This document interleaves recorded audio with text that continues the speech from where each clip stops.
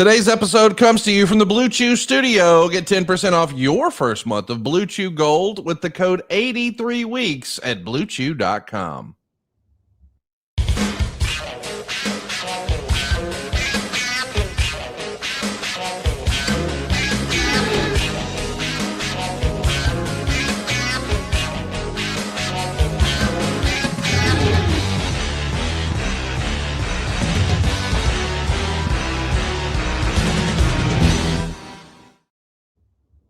Hey, it's Conrad the Mortgage Guy, and you're listening to 83 Weeks. And, of course, we couldn't do it without the Hall of Famer himself, ladies and gentlemen, Mr. Eric Bischoff. Eric, how are you, man? How it goes? Oh, there's no crowd. What the hell am I thinking? I'm doing great.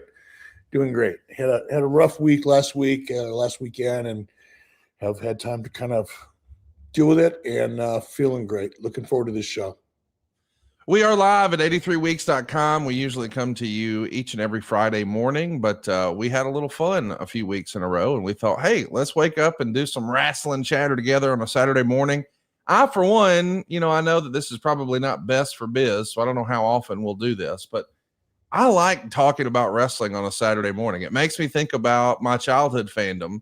It was a staple for me in my household. Like, I remember as a little kid when I first fell in love with wrestling, I couldn't wait to go to bed on Friday night because I knew when I woke up on Saturday morning, there would be wrestling on TV. I feel like a lot of people probably think that way. How does a Saturday morning live feel to you, Eric? Conrad, when I was a kid, growing up in Detroit, my parents had one car, right? My mom didn't work outside the home. That was kind of a 60s, early 60s, especially Detroit where we live, very blue collar. It was like, your wife works out, your wife has to work. So wives working wasn't a thing really back then. So, we only had one car. It was all we could afford. So on Saturdays, because there was 5 of us living in the house together, my grandmother, my mom, my dad, my brother, my sister, and I.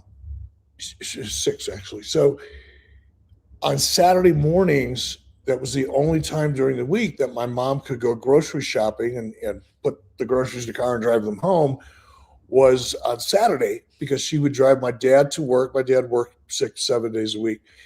She would drive my dad to work, drop him off, go grocery shopping, go back, pick up my dad in the afternoon, and then come back home.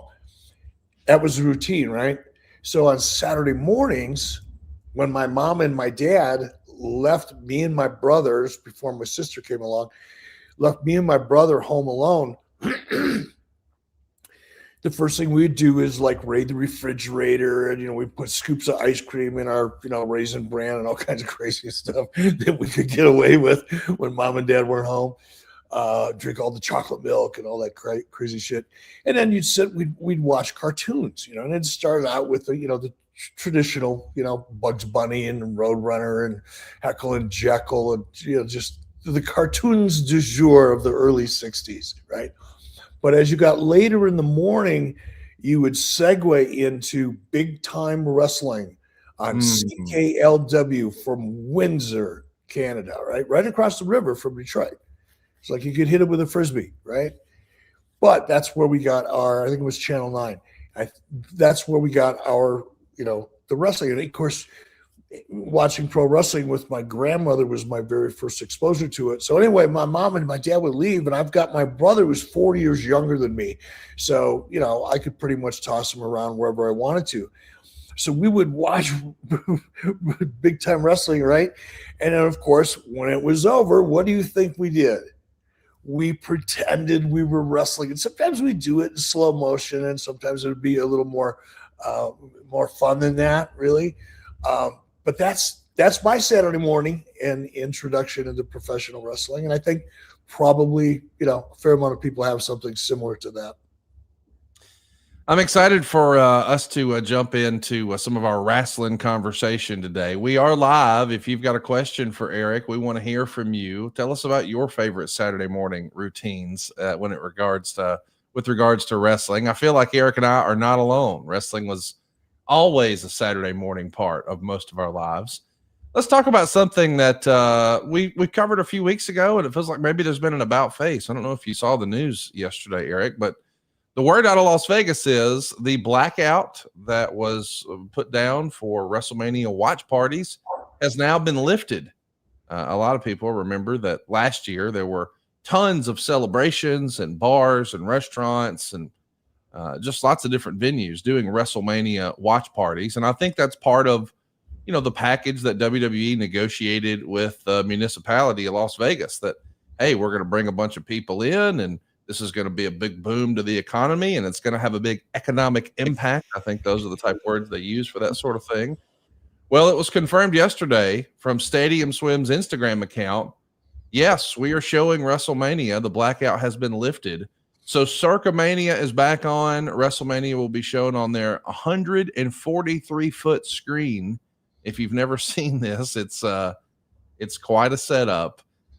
This is big news for people who are hoping to be in Las Vegas and just have a fun time and also watch WrestleMania. It's even bigger news, though, for the small business owners and the establishments who were planning to show this event. This is a win for WWE and the city of Las Vegas and their fans. I understand, that we were trying to prioritize revenue, but it feels like maybe that idea was half baked. What do you make about this ban being lifted? I'm not sure. It would be interesting to know or have some insight as to the real reasons behind the ban.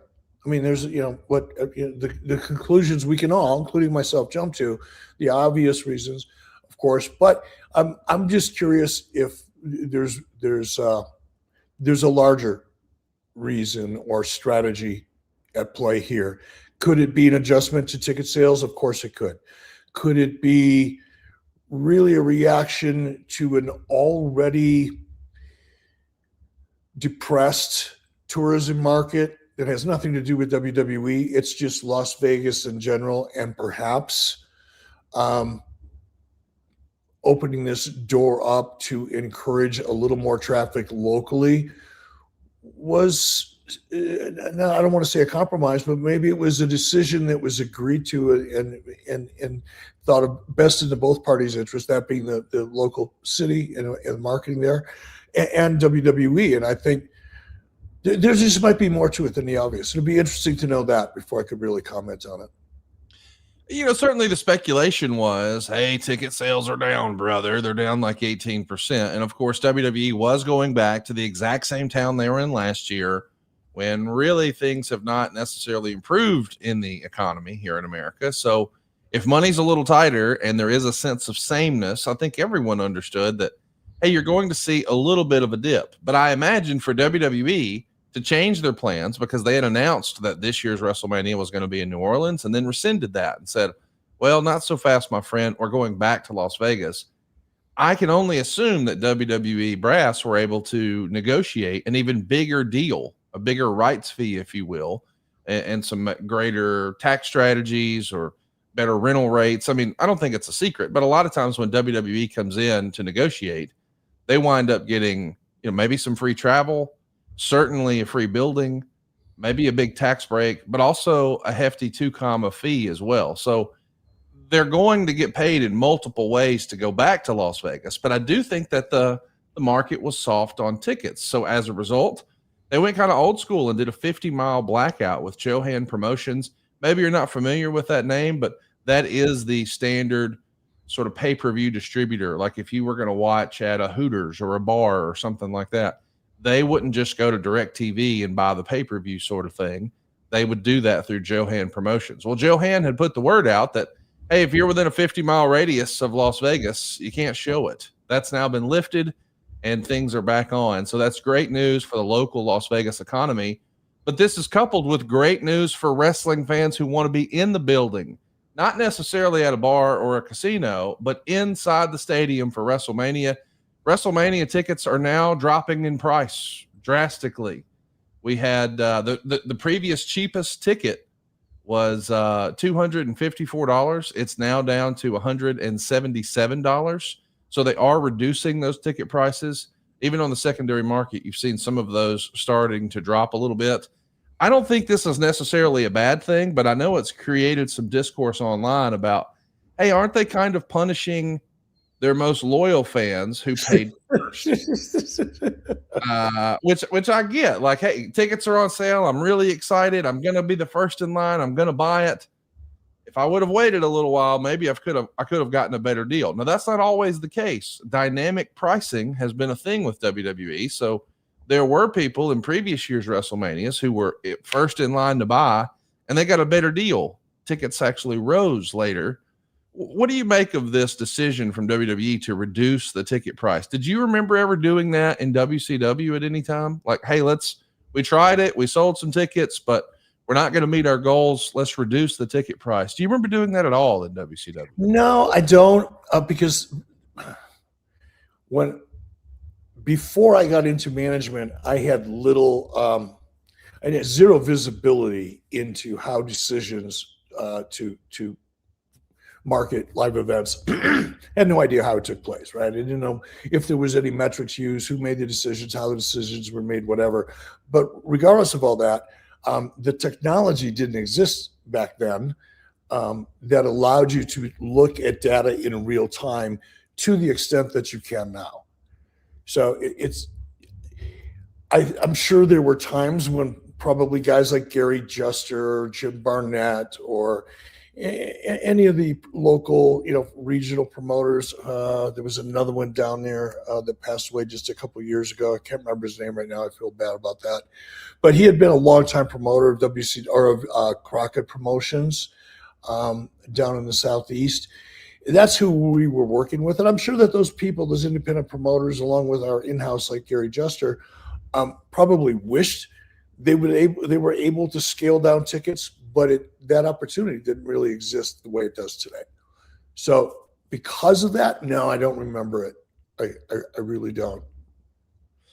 The Blue Meanie is with us here live on YouTube, and you should be too. Hit that subscribe button, turn on the notifications bell. You won't miss Eric the next time he's live. But my buddy Meanie says, according to Keith Elliott Greenberg's book on WrestleMania 3, the WWF had a blackout of about an 80-mile radius of the Silverdome. Yeah, this is not a new thing. I mean, I think a lot of people are familiar with the concept, but way back when you think about that in WrestleMania 3, that's sort of the infancy of pay-per-view. I mean, they were still doing a lot of, closed circuit. So the idea being you go to a different arena in a part of the country and there's just a giant screen. There's probably not a ring or any matches, but it's like instead of going to the movie theater, you're going to a 6,000 seat movie theater or something like that. But this is different. I'm excited that now the business owners in Las Vegas, because Las Vegas tourism is down. I mean, it's taken a huge hit. They're looking for solutions. And that's the reason that Las Vegas wrote a check to WWE. So I'm glad that cooler heads have prevailed and we're on the right track. I do want to ask you about some other big news. We're going to talk about the casino game. We're also going to talk about a really fun picture that just popped up. I don't think you've seen. I don't know that you're in the loop on 2K, but I can't wait to bust your balls about that. But first, I want to brag about our friends over at ButcherBox.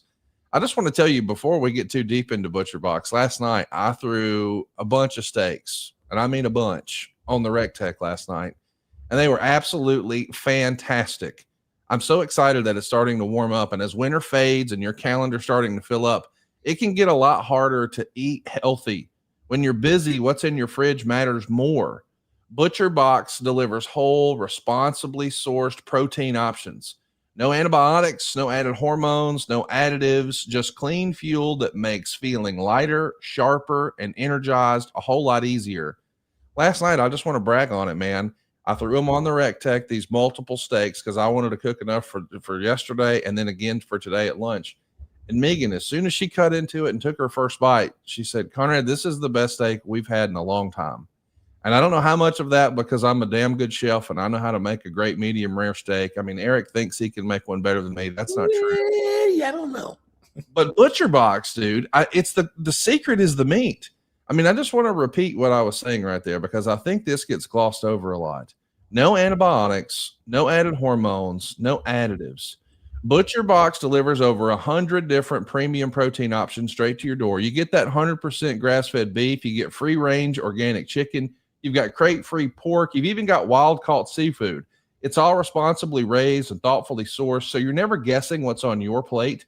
It turns out for over a decade now, ButcherBox has led the industry with meat and seafood that's antibiotic-free, hormone-free, and independently verified. Because when it comes to fueling your body, quality isn't extra, it's everything. Clean, whole protein means better support for strength, metabolism, and that steady all-day energy that we're all chasing.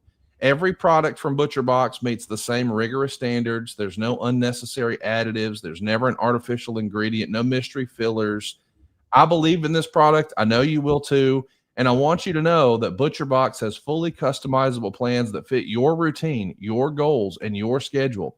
ButcherBox is going to show up when you need it. So healthy eating is an easy choice, not the exhausting one.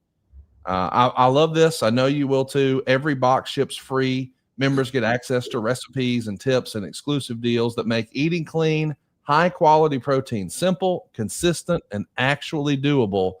Go check it out right now. As an exclusive offer, new listeners can get their choice between chicken breast or top sirloin for a year or ground beef for life. Plus $20 off when you go to butcherbox.com/weeks.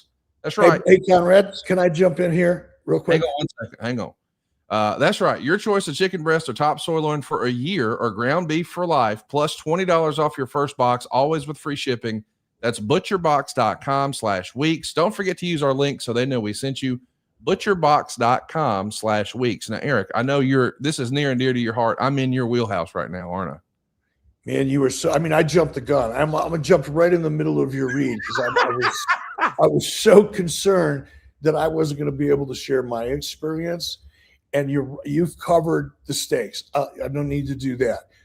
However, I want to talk about the chicken because it is organic. It's everything that Mrs. B and I look for in chicken, right? We're very, very selective about that.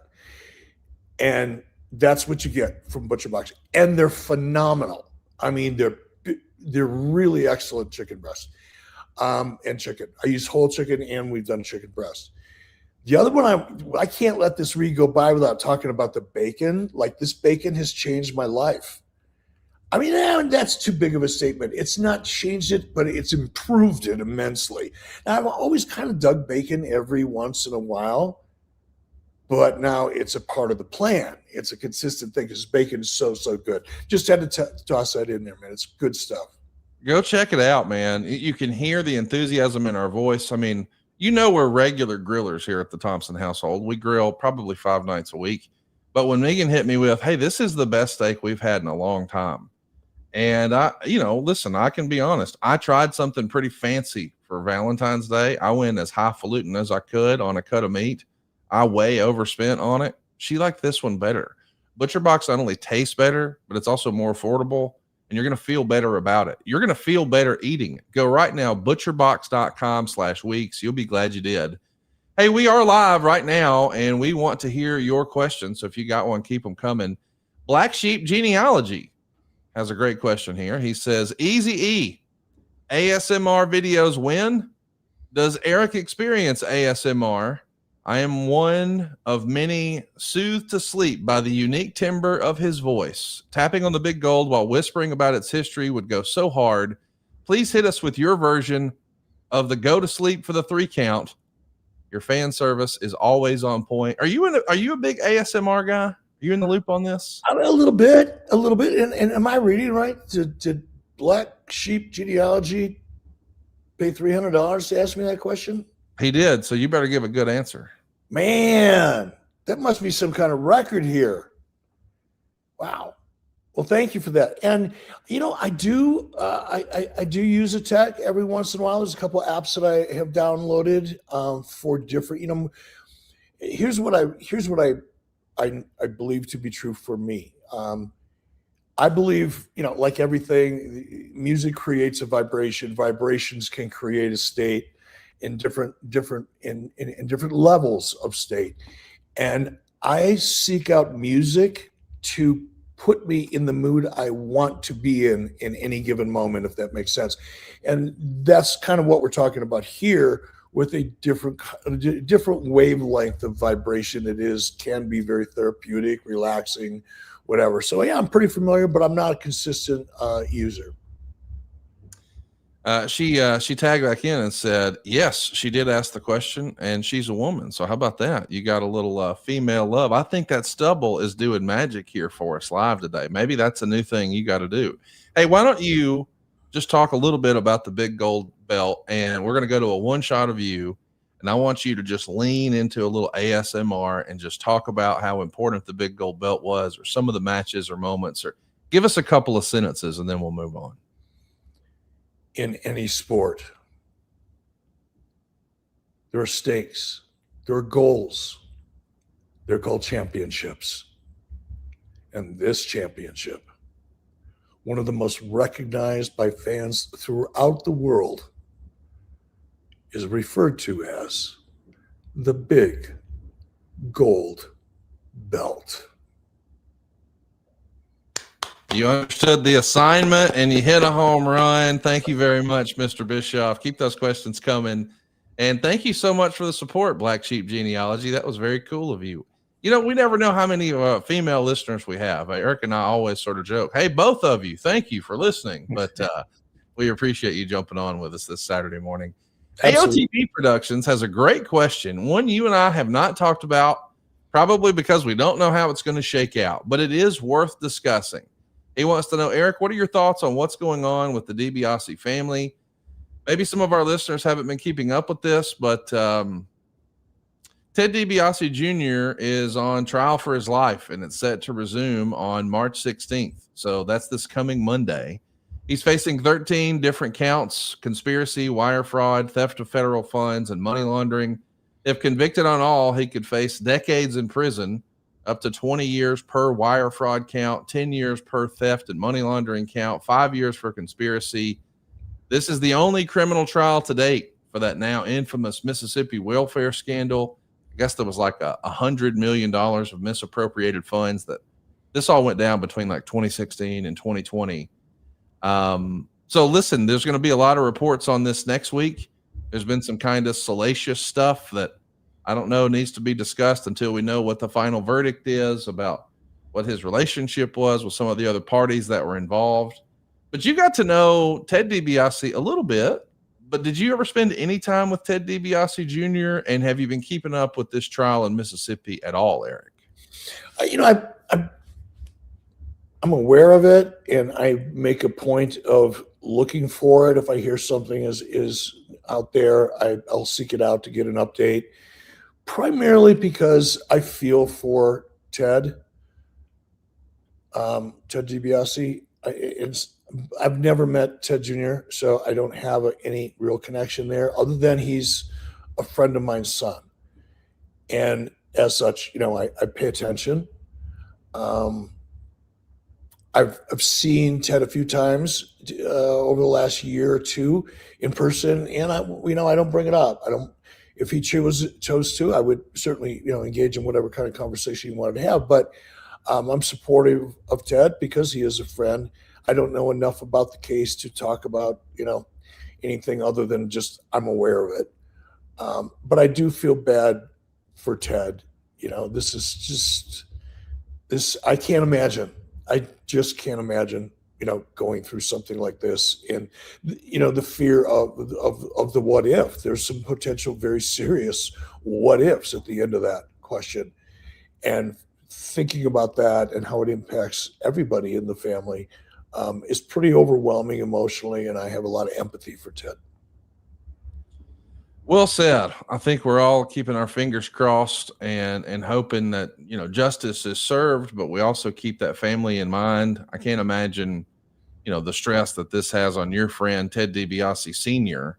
And, them sharing a name, I feel like Sr. has often gotten lumped in or confused, and it's just a mess. And thoughts and prayers are certainly with that family, because I can't imagine, I know we always talk about the men in this scenario, but I think every guy who's listening to this, man, think about the way you think about your mom, and to know that your mom is now dealing with this and you've got that stress.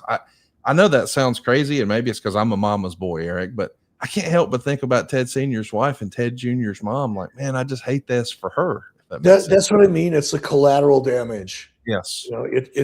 That's the part that, sometimes when we hear news like this, we focus on the people, the people directly involved, in this case, Ted Jr., right? We focus, on the whatever the alleged crime and the details of it and all that. We start forming opinions about it. And we don't even think about the collateral damage that's coming with this. And, it's like the same thing when, the Vince McMahon thing happened. My first thought, if you go back and you look at our reaction, when the news broke, it wasn't about making judgment on what happened. It's, nobody can really, and certainly not me. But it was like my first thought was the collateral damage at that level, grandkids, son, daughter, coworkers, it's a lot of collateral damage. And that's the part that, like you just stated, is got to think about that and have some grace. Yeah, we need a little grace, especially when guys like Mark Fusion, who's with us here live, says Bischoff feels sorry for wealthy criminals that stole public funds. No surprise there. Mark, go grab a Q-tip on a Saturday morning. That's not what he said at all. We're talking about the effect on the rest of the family here that, as far as we know, we're not involved at all. But hey, maybe go take a nap and wake up on a better side of the bed a little later. We are live. If you've got a question for Easy E, we're here for it. I do want to ask you, and I know this is probably only interesting to me, but Eric, I know you and I talked years ago, and gosh, it may have been like freaking 10 years ago. But you and I had a conversation about once upon a time, there was an opportunity for Hulk Hogan to be on slot machines. His likeness would have been on slot machines. And I know you got way down the rabbit hole in helping him figure out and navigate that landscape. Well, there was a new announcement this week that kind of caught me off guard. I just thought, well, I didn't think I'd ever see that. WWE and White Hat Studios, has announced the new online casino game for real money. And it's titled WrestleMania Road to Gold. It's only available in the United States, but it's a new online casino game for real money wagering in regulated markets. And they've got all the fan favorites on here. You see Cody Rhodes is on there. Rhea Ripley's on there. And I don't know. I just did not expect that there would be a WWE foray into online gambling, but that looks like that is here. Now, I know that you haven't probably checked into this game or tried to play this game, but I know you do have a little bit of experience in the rearview mirror with the Hulk Hogan slot machine concept. Can you tell us a little bit about how that went down, what was supposed to happen, what did happen, what the pitfalls were along the way? What can you tell us about wrestling and gambling sort of combining here? This would be a great, probably hour-long discussion on a business-related, podcast, because what we're talking about is a pretty complex licensing deal, and made most complex by the fact that it was so intertwined with the regulatory,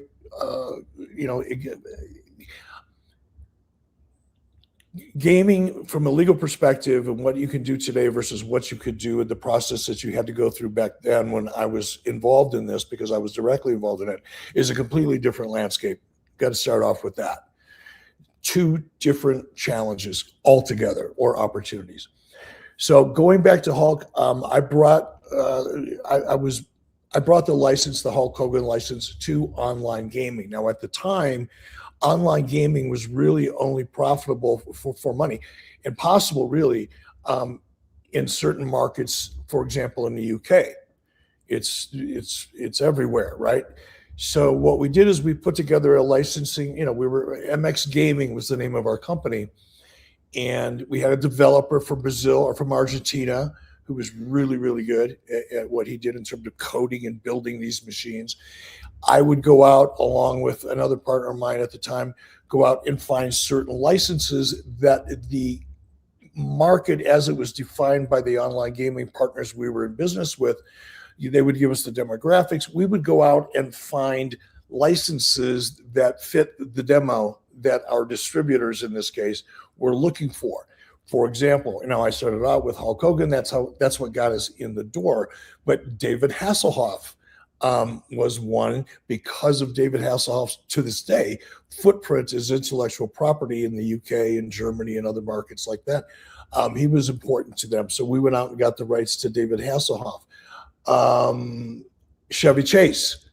There were a few others. And the idea was when we would go out and get the licensing agreements and then end up in a contract, a rev share contract with the distributors of those games. So we were kind of at an arm's length. This feels like something that's a little more direct. It's the same thing. It's the same principle. If you walk through a casino, now I'm not a big gambling guy. I don't know much about the business. I'm strictly a very, very occasional participant for $100, a hand twice a year. But you walk through a casino and you look at the games, the slot machines that are there, and you look at the visual components of those games. Well, there's many, that are branded, the Beverly Hillbillies machine, for example, but the vast majority of them are agnostic. There's really no brand. It's just really cool visuals. The trouble that we ran into and what really stopped the train for MX Gaming was because the rules kept changing so dramatically and so quickly in terms of the regulatory issues that we as a company had to abide by, that we didn't have the legal infrastructure and the ability to keep up with it. Not for the level of penetration we were going to be able to project into the marketplace. So it was a great idea that was way ahead of its time, hence what we're talking about right now in WWE. But it's the same principle as any other gaming platform that you'll find, like I said, in Vegas. There's a lot of branded stuff out there, and this is a perfect brand. It's a global brand. It's got a global footprint, even though it's only available in the United States. It's still a cool thing, and it's interesting to see it. What's interesting to me, I think, is WWE has at least flirted with this idea before. Now, not online, but I think we all have heard the story that once upon a time, Vince famously bought the Debbie Reynolds Hotel in Las Vegas. And the idea was there would be a WWE gambling position there in Las Vegas. Like you could have maybe WWE themed blackjack tables or WWE themed hotel rooms or WWE themed shows. And that always felt like an intriguing idea, and we've certainly seen the UFC have a lot of success in Las Vegas, and it was once known as the fight capital of the world. I don't know if that's changing a little bit, but I think it's been a long time coming that WWE might be involved in gambling. But again, we started this program talking about, man, I used to wake up and watch cartoons and wrestling, and I had a WWE sleeping bag and a WWE lunchbox and a WWE action figure. It was catered to kids. And well, this feels like it's hitting a different audience. And obviously, they've maximized the revenue from the kids' perspective a long time ago. But now that they're into gambling, this is going to get a little bit of criticism, right or wrong, for TKO. Is the juice worth the squeeze? What say you, Eric? Yeah, first of all, will there be pushback? Sure, because there will be pushback for anything they do. There's going to be the internet wrestling culture, and not just the internet wrestling culture, but the internet culture in general is going to want to push back on anything that they can find to push back on and have fun with and get clicks and whatever. I definitely think it's worth it. What I'm fascinated to watch, because you're talking about the market, what's the age group WWE's going for here? They've got 3 generations of IP that will appeal to different segments of the audience, right? It's like me when I go to an autograph signing and I see this 45 or 50-year-old guy come up with his son or daughter and say, "Hey, I watched you when I was in college on Nitro," and I'm looking at this guy, he looks as old as I am. I said, well, because he almost is, right? There are and we're talking about the Roddy Piper, the Randy Savage, obviously the Hulk Hogan, the Ric Flair. There's so much IP that still, as it's nostalgia. That's where I think the value of WWE's brands are for this initiative, because I think they're really targeting 25 to 49-year-olds, maybe even a little older, is who they're really targeting. So it'll be fun to see what IP they use to target that. Well, I know what we're all targeting, and that's WrestleMania. And I can't believe this is real, but today we're excited to announce and introduce a new sponsor here on the program, Morgan & Morgan, America's largest injury law firm. They've been fighting for the people for over 35 years, and they've recovered over $30 billion for their clients. And now, not only are they one of our new sponsors, they're also the official law partner of WWE. And what I love most about Morgan & Morgan is that they truly are for the people, and today they're coming in hot. They want to hook you up, actually one lucky fan, with 2 tickets to WrestleMania 42 in Las Vegas this April 18th and 19th. That's right. They want to send one lucky fan, that could be you, to Las Vegas to watch WrestleMania 42 live. Now, in addition to the 2 tickets to WrestleMania, they're also going to give this lucky winner $2,000 to help cover the travel expenses to Las Vegas. All you've got to do is text HEAT42 to the number 4 the people. That's HEAT42 to 484-373-6753 and follow the prompts. Don't miss out on your chance to watch WrestleMania 42 live. Just text HEAT42 to 4 the people. There's no purchase necessary. Open to legal residents of the 48 contiguous United States and DC who are 18 and over. Sweepstakes end March 29th, 2026. This is a paid advertisement. Eric, well, there was I want to call it a tragic situation that happened in wrestling earlier this week. I want to get your take on, but before I do, I want to hit some of our questions that are coming in. Hey, how about a nice compliment from our great close personal friend Efren, who says, Real American Freestyle 06 looked amazing. Congrats. Of course, I can't believe this is real. We're 2 weeks away from 07. It feels like you're on a healthy clip with these Real American Freestyle events, man. Congrats. Thank you. Yeah, we're once a month. We're coming at you, and we're scheduling out now. We're probably into the third quarter, so we'll be able to announce dates and all that way in advance, which is going to make everything, even better than it already is. And Efren, thank you, man. Our F06 was great. I won't brag about the amount of media coverage or how the fact that we were out trending other sports at that same night. And it's amazing. The growth that we're experiencing right now is amazing, and I'm grateful for every second of it. We're getting lots of fun questions that are coming in, but we do have one about Real American Freestyle I want to hit, because just recently we had an opportunity for you to rip a pack here on the show, which was kind of fun. Real American Freestyle trading cards are a thing. When I went to try to pick up a pack last week, I couldn't even find it on the website. I think they were sold out, which was kind of cool. But PJ Taints is with us here live, and a few minutes ago, he wanted to know, I wanted to buy some Real American Freestyle trading cards, but $30 for a single pack is super steep. Is it just because of the current deal with who's making them? Can we expect cheaper packs in the future? I'll admit, I haven't seen one for sale at all, because when I checked it, like, they were sold out. Is that the secondary market, or what is going on with Real American Freestyle trading cards? Do you have an update for us? Yeah, not a very close update, because I'm really not involved in that part of our business directly, like hands-on day-to-day. But what I do know is that it's been an extremely successful launch, and defined not by me necessarily, because I'm not familiar with this market specifically. But we've got some very influential people that are in that business that are on our board. One in particular that many fans will know, Jeremy Padawar. And yes. Jeremy's been very helpful in helping us to navigate and guide our strategy in terms of releasing and pricing and so forth. And I think what you're seeing is a reflection of the secondary market, which is a reflection of the way we've entered the market and how we plan and grow the market. So I know it's a category that, while I'm not directly involved in, is generating a tremendous amount of enthusiasm, not only internally in the people that are hands-on involved in it, but our funding partners and people who are very knowledgeable of this business. They're really excited about it. So, hey, if everybody else is happy, so am I. Go check it out. It's shop.realamericanfreestyle.com. It looks like the first edition is completely sold out, but second edition is available now for pre-order. This is kind of cool. They've got 26 relic cards total and one of one match worn singlet relic per athlete.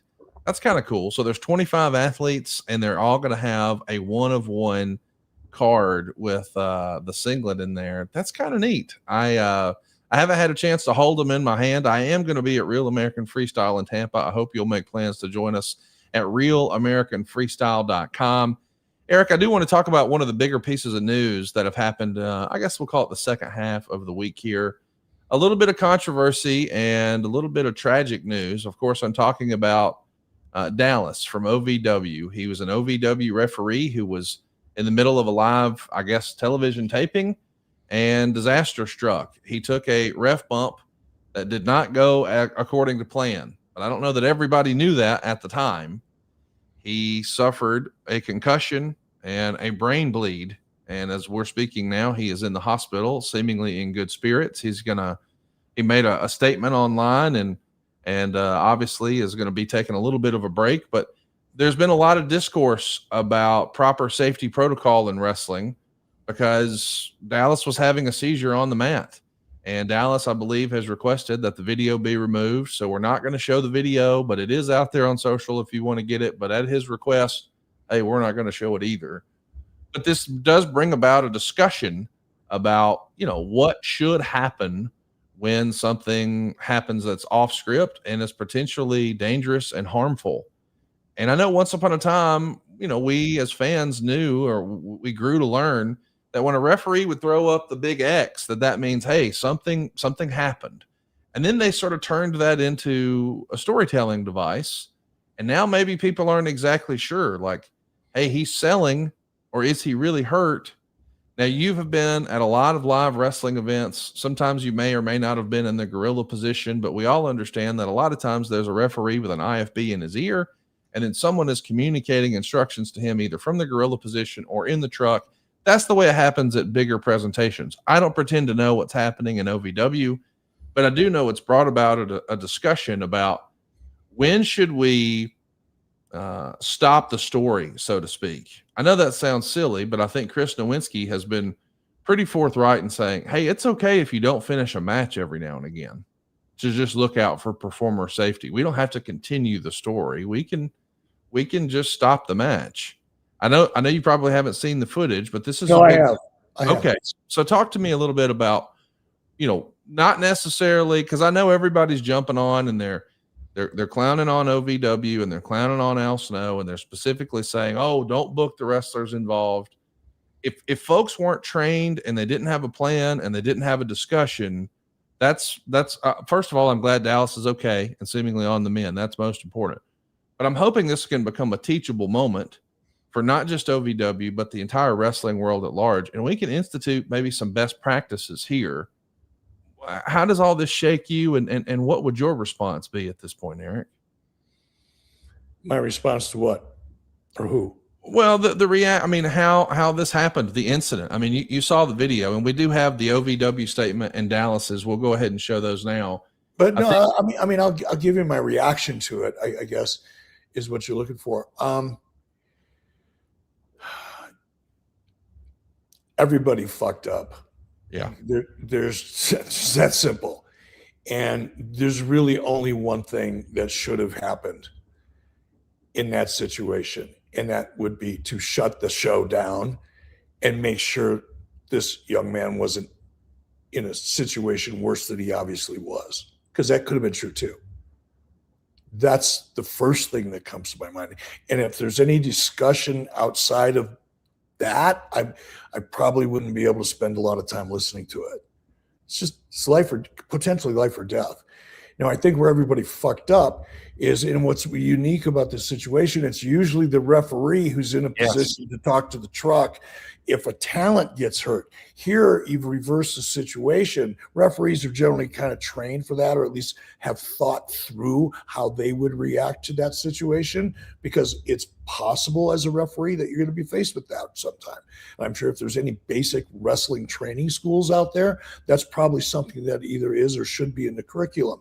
That said, now we've reversed the situation, and you've got wrestlers who probably have not considered Ooh, what if the referee has a heart attack or has a seizure or a brain bleed? Ooh, how should I react to that? That thought process has probably never occurred in 80% of the people that are going to wrestle in OVW or anywhere else on the independent scene. I'm not picking on OVW. You've got such a inexperienced, most cases somewhat trained, some cases well trained, in some cases horribly trained wrestlers out there on the independent scene in situations that many of them have never encountered before. So they're not going to react properly. They don't think through it. But the real issue here is why wasn't, if this was being produced for television, number one, was it live or is it tape? That matters a little bit, very little, because the director, who's ever in control, ultimately in control, should have shut that down. And that's assuming there's not somebody at ringside or in a gorilla position, a senior person that is also watching what's going on, that's been around long enough to recognize, as I did when I saw that spot, and as most people did, which is why it's such a hard thing to watch, is because what that referee, Dallas, was doing had nothing that resembled selling. That was pretty obviously a seizure, and that's not 2020 hindsight. Just it's why I only watched it halfway through once. I'm not going to watch it again. Somebody should have been able to recognize that. No, this is not part of the show. The talent, they're too caught up in their own shit. They're inexperienced. They've probably never even imagined being in a situation like this. There's pressure on them, unrealistic pressure that they're probably putting on themselves. They don't want to screw up by stopping and falling for something that is part of the show. They're not going to want to take that risk, right? So it's such a not unusual, but unfortunately it's not unusual. It's probably pretty common. Well, it would have been resolved much quicker in a much better way if somebody would have just stopped the match. I totally agree. I guess that's my question. It feels like, we almost never see matches get stopped on TV. I'm talking about WWE and AEW. And for better or worse, a lot of independents operate sort of monkey see, monkey do. You see the exact same thing happening on independents that you see on the mainstream. You see some of those guys sort of emulating what's happening on TV. And, hey, this is what they do in AEW or this is what they do in WWE. But do you think we're at a point where it makes sense, not just on those major promotions, the multi-billion-dollar promotions, but even on an independent, that we have someone inside of the guardrail at ringside who can have some sort of authority? I know that exists in boxing. A doctor can stop a boxing fight. A doctor can stop, an MMA fight. And they usually do that through state athletic commissions. And I know as a rule, professional wrestling folk, they do not like state athletic commissions. I do want to say, in my opinion, this is one of those where, boy, somebody from the state athletic commission could have made a really big difference here. But I understand that sometimes, in the interest of story, people don't really know, what's real and what's not. I get that. But I think we need to have some better safety protocols. And I think part of that may be, let's start considering some sort of third party inside the guardrail who can just shut the thing down when they need to. Because I don't pretend to know what their rig is. And I hear what you're saying about, hey, the director, but do we know that technologically they even have that in OVW? Like, I don't know. I mean, that's the other issue, but there had to be somebody overseeing what was happening. That somebody should have had the authority and the ability to shut that show down and should have made that decision. Whoever that was, whether it was a director, or somebody on the creative team, I don't care. Whoever was in charge, whoever gets fired if this thing goes bad, not using this event as an example of somebody should be getting fired, but whoever is accountable for overseeing that event should have been close enough to the ring and had enough experience and the ability to shut that thing down 15 seconds after we started seeing what was happening. Perhaps, it's not just another solution. Maybe it's not necessarily someone who is a representative from a state athletic commission but some sort of senior seasoned wrestling person. Like, I don't know that Al Snow was or wasn't there. I know people are having a lot of fun dunking on him online right now because he famously said, someone will die in an AEW ring one day. I guarantee it. I'm sure he regrets saying that now, but I feel confident. I don't know Al that well, but I feel confident if he's inside the guardrail, he's shutting that thing down. But I do think we need to set a precedent. I hope this becomes a teachable moment. Most of all, I'm glad that Dallas is okay. We do have a statement from OVW that I think is probably fair that we read. Let me go ahead and pull this up here. Last night during Rise, referee Dallas Edwards, a member of our OVW family, experienced a medical emergency during the broadcast. OVW takes the health and well-being of all of our performers extremely seriously, and as a company, we're all distraught to see an injury to one of our own. Dallas is alert and doing much better. We ask everyone to keep him in your thoughts and prayers and respect his and his family's privacy at this time. We'll provide an update as soon as it is available, but in the meantime, we wish Dallas a speedy recovery, and we can't wait until he's back with our OVW family very soon. Dallas actually posted a statement as well that I think, this is fair. We need to go ahead and share his thoughts as well. Dallas wrote, "Hey guys, I know everyone seems to know about the scary incident last night at OVW. I've been evaluated and I have a concussion as well as a subdural hematoma, parentheses, brain bleed. With that being said, I have made the decision to take some needed time away to get my life and health back in good spirits. I appreciate all the support everyone has been offering, but as far as money goes, I'm grateful to be in a position that I can manage an accident like this. In lieu of donations, I instead implore all of my fellow workers to get some sort of training in assisting another's life. Being in this position before, it's very important to be educated in all scenarios related to injury, illness, or condition in the ring, especially when we're performing. I'm not mad at anyone or anything other than the situation as a whole, and that I've been sitting for about 24 hours straight in a hospital. As far as updates go, I'm getting a CT scan in the morning, and if that goes well, I'll be home. Thank you to everyone who's reached out or stopped by. It means more than you know. Love, Dally." Man, what a cool cat to have that approach and put that statement out with the picture with the thumbs up. I think we're all pulling for Dallas Edwards. It feels like it wasn't that long ago we had a horse of a different color with the whole Stu tragedy with his hospitalization, and things got a little too real. But in consecutive years now, we've had some ugliness inside the squared circle. One certainly by accident, one intentional. I hope that there becomes some new best practice that is instituted across the board, but I can't say exactly what that is outside of let's put someone inside the guardrail, Eric. Yeah, well, the market will eventually determine what those processes are and who that person is, because of the litigation that's going to come out of it. When you have, and this is not just in this situation, but it's not until it hits somebody's pocketbook does it become kind of an issue that everybody needs to be concerned with, right? You even down to the independent promoter level. An independent promoter, they have rent-a-cop. I don't mean that to sound disparaging. They have security people who are taking their job seriously. But is there a paramedic? Maybe you should put a paramedic on your security team for the sole purpose of just keeping an eye out for this type of thing. In other words, you're going to have to figure out affordable ways to make some choices and decisions to at least make an effort and to be able to demonstrate that you've made an effort, that you've got, safety in mind when you're having a professional wrestling event. At least for no other reason than when you get sued, because you will, as an independent promoter, it's just a matter of time. It's not if, it's when.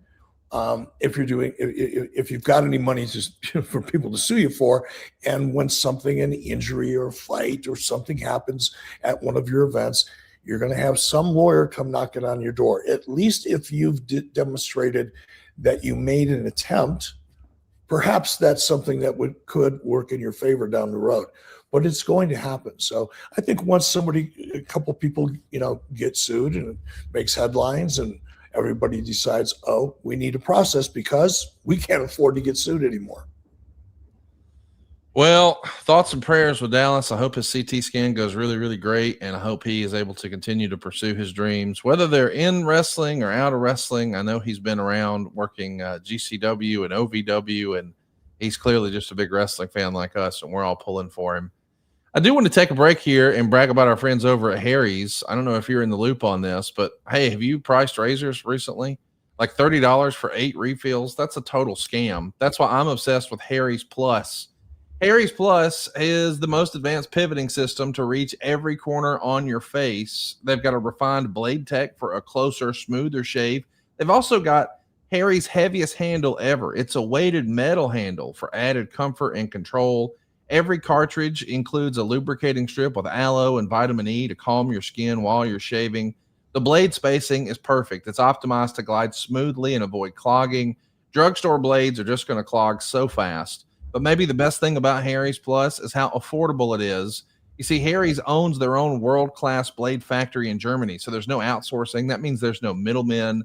And because they are controlling the entire process from steel to shelf, they keep the costs low. I mean, why would you go pay $30 for refills when Harry's gives you better blades at a fraction of that? By the way, if you don't love your shave, Harry's will make it right. No questions asked. You get a risk-free trial, and that means zero downside to giving it a shot.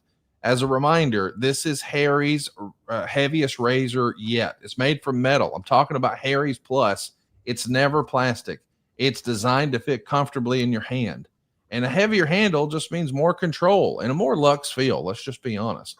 By the way, Harry's doesn't just make razors. They've got a full line of all your grooming essentials, everything from shave gel to deodorant to body wash. So stock up right now. All of this can come delivered straight to your door. You go ahead and set up your preferred schedule, and you'll never run out of blades again. And right now, for a limited time, our listeners can get the Harry's Plus trial set for only $10 at harrys.com/83weeks. This set includes the all-new Harry's Plus razor, one refined 5-blade cartridge, a 2-ounce foaming shave gel, and a travel cover to protect your blades on the go. Just head on over to harrys.com/83weeks to claim this offer. And after you purchase, they're going to ask where you heard about them. Please support our show and tell them we sent you. It's time for the Wrestling News Update with Raj Giri. All right, my favorite part of the show every week, we get the latest and greatest from Raj. Raj, what's going on, man? Welcome to the show. How are you? Hey, guys. Good morning. How are you guys? Man, we're excited to be on with you. It feels like there's a lot of news going around. I don't know that, Eric, you've even seen this, but AEW launched a streaming service. It's called My AEW. Raj, what can you tell us about this? Yeah, it's, kind of seems similar to the WWE Network in a lot of ways, where the streaming service it launched last Monday.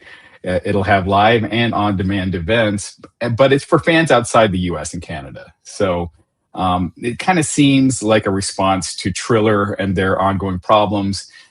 Triller has been hosting and providing AEW pay-per-views for a while now, so internationally. So this seems like a backup for them, so fans can order the pay-per-views individually or watch them as part of a subscription service. In the U.S., you can get the app, but all you get with it is watching the Watch AEW Fast channel. And that's it for now. So if you want to order a pay-per-view, you can't do it through their service. You still got to go through your normal provider. So nothing really changes as far as the US goes. Canada, you can purchase pay-per-views, individual pay-per-views on there. But yeah, that's about it. But yeah, AEW now has their own streaming service. And, it's with the ongoing media changes and the environment that we're in, it's always good to have your own backup, just in case the worst ever happens. I mean, I don't think that's why they launched this. I think it's more for international fans because of Triller, but still, it is nice to have. Yeah, I'm glad you said that because I've seen some chatter online where people are saying, "Oh, this is the backup plan," if and when AEW loses TV. But I didn't see it that way. I think the world knows that Triller has had just a disastrous financial couple of years, and if I had to guess, AEW is probably owed well into the 7 figures from Triller. I don't know that for sure, but it does feel like a major departure. And I know for sure that AEW was largely dependent on Triller for those international pay-per-views. There were certain pockets where you couldn't buy the pay-per-view through ppv.com, or certainly you couldn't do it through HBO Max. I mean, there's parts of the world that don't even have HBO Max. So if you're really trying to service the entire globe, you do need a solution. And if your solution looks like it's on the brink of bankruptcy and on the verge of going away for good, you don't want to leave those international fans without a way to watch your programming. Eric, what do you make of myaew.com? Makes sense to me. Would have made even more sense, I think, when they launched, to be able to have control of their destiny. And I think if you go back to somewhere around 2019 on an 83 Weeks broadcast, we talked about the possibility of AEW the first time it kind of made the news, about the possibility of the TNT-TBS relationship. And I think I recall saying that if I were Tony, because you asked me, my response was something to the effect of, yeah, that's not a bad opportunity, but I would be thinking more about a streaming platform. Not because it would have, in the short term, provided the kind of revenue that the agreement, whatever it really is, in real life, but even that, it would have been the return on the investment immediately. But short-term return on the investment, I don't think is part of Tony Khan's strategy. He's got enough money to have a long-term strategy. And personally, what I meant back then and what I'm saying now is that he'd have been better served to own as much of his audience. By own, I mean have access to and be able to market directly to vis-a-vis an OTT or streaming platform.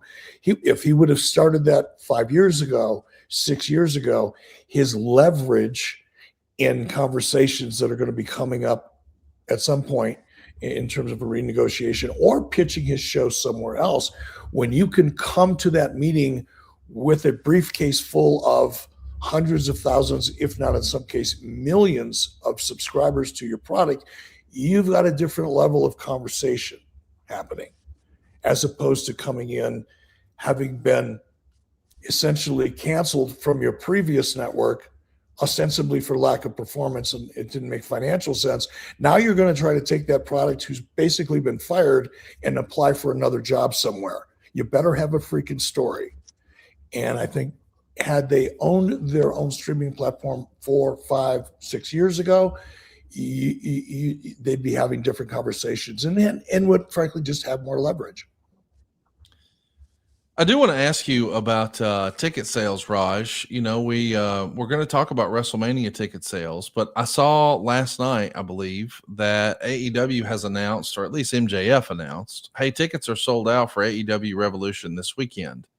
When I take a look over at WrestleTix, it looked like they had about 375 tickets available yesterday. So it's reasonable that those are now completely clean.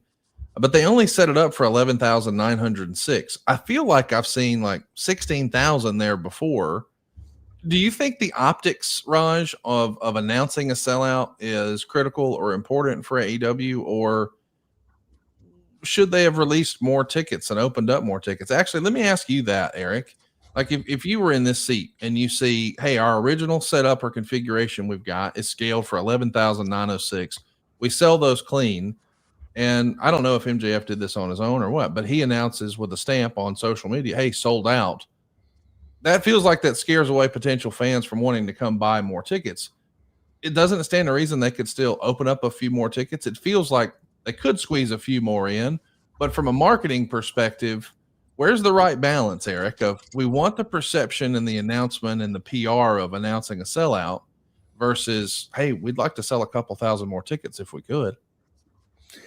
I kind of answer it the same way as I did, I guess, in the conversation about the long-term strategy to own your own streaming platform and the benefits that it provides. In the short term now, Tony doesn't want the publicity of a sellout and that perception that it creates potentially. He actually needs it. I see.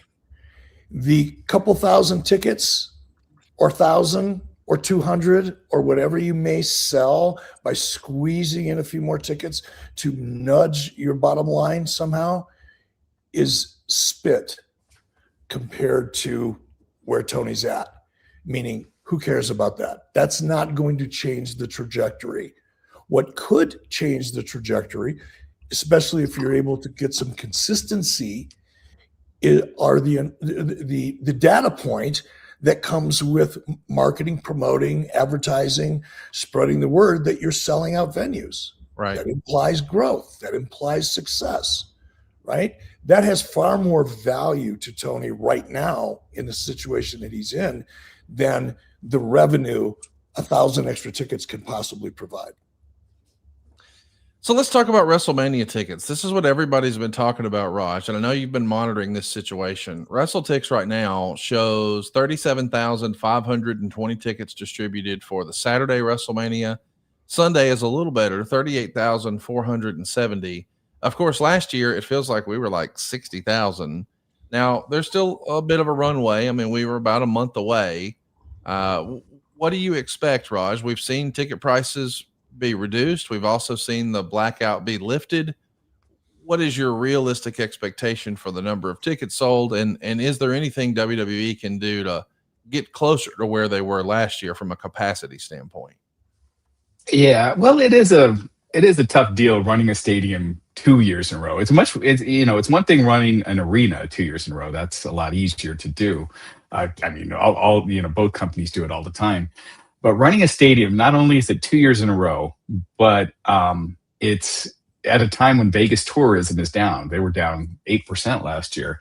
And not only that, but doing it at inflated ticket prices, even more expensive last year, which people were complaining about, saying that the tickets were way too expensive. Now, something we've discussed on this show before that, if you're selling out your tickets, that means your tickets are not necessarily priced too high, right? If they're selling out quick, if you don't sell those tickets, brokers will pick those up and sell them at a higher price. So you want to basically get to the point where you're selling out a few days in advance, and so that means your tickets are priced just right.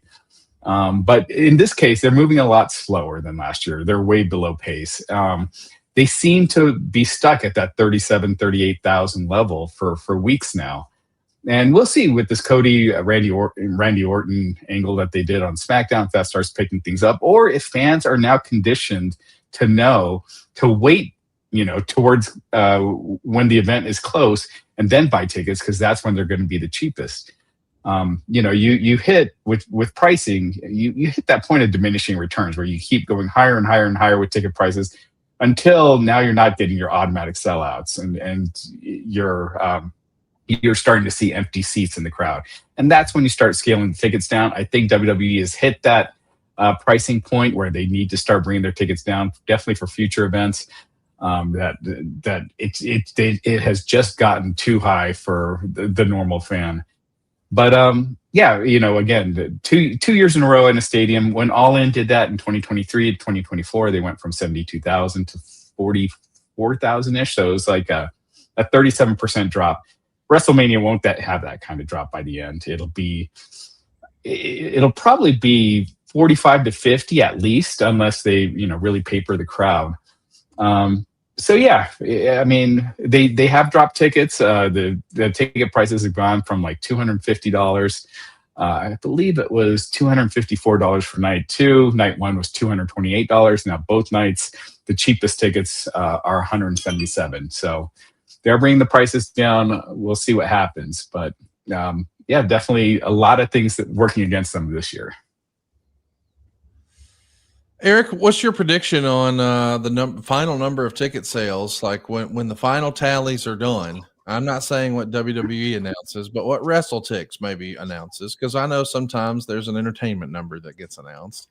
Do you think they'll get close to 60,000, 50,000? I mean, I feel confident they're gonna beat 40,000, but where do you think the final number lands on night 1 or night 2, Eric? I have no idea. I don't follow the ticket sales and patterns well enough to take a guess. Raj, what did you say they're at right now? How much are they down right now? So I think at this point last year they were at like 46,000, but right now they're at 37 for night 1 and 38,000 for night 2. Basis, do you have that number? I think it's down. I want to say 38,000. 38,000 percentage wise. Gosh, I want to say that's like 30%. I want to say. Let me double check my math on that. I'm guessing But, while you're figuring that out, I'm guessing wherever they're at right now, they'll be able to reduce that deficit or percentage year over year loss to probably about half of what it is now through dynamic pricing, programming. I would imagine pretty soon, because of the lower price tickets, they're going to start advertising very strongly in the Southern California market, trying to attract that LA audience, because it's really a drive, even at $4 or $5 a gallon for gas. It's not local, but for Vegas, it's kind of local traffic. And that's probably where they spend the majority of their money advertising and promoting to try to sell the balance of those lower price tickets to a market that traditionally isn't going to fly in, isn't, going to stay at a nice hotel. They're just coming in for a weekend of fun and affordable. That is that kind of probably 21 to 35-year-old audience is what they're going to be looking for in Southern California. Yeah, and just to confirm, that's 20% down from the pace from last year. Yeah, that's not much considering you've got a 8% drop overall in tourism to begin with, just to kind of create a starting point. That's really not that bad. I think they'll take it down to probably 10 or 12% less year over year from where it currently is at 20. Raj, let's talk a little bit about NXT. We don't spend nearly enough time talking about NXT, but there's a report out that I guess NXT PLEs are not going to be on Peacock. What's going on? Yeah, so WWE had signed their Peacock deal back in January 2021 that commenced of March of that year, which was a 5-year deal. So that 5-year deal expired just last week with the Vengeance Day PLE.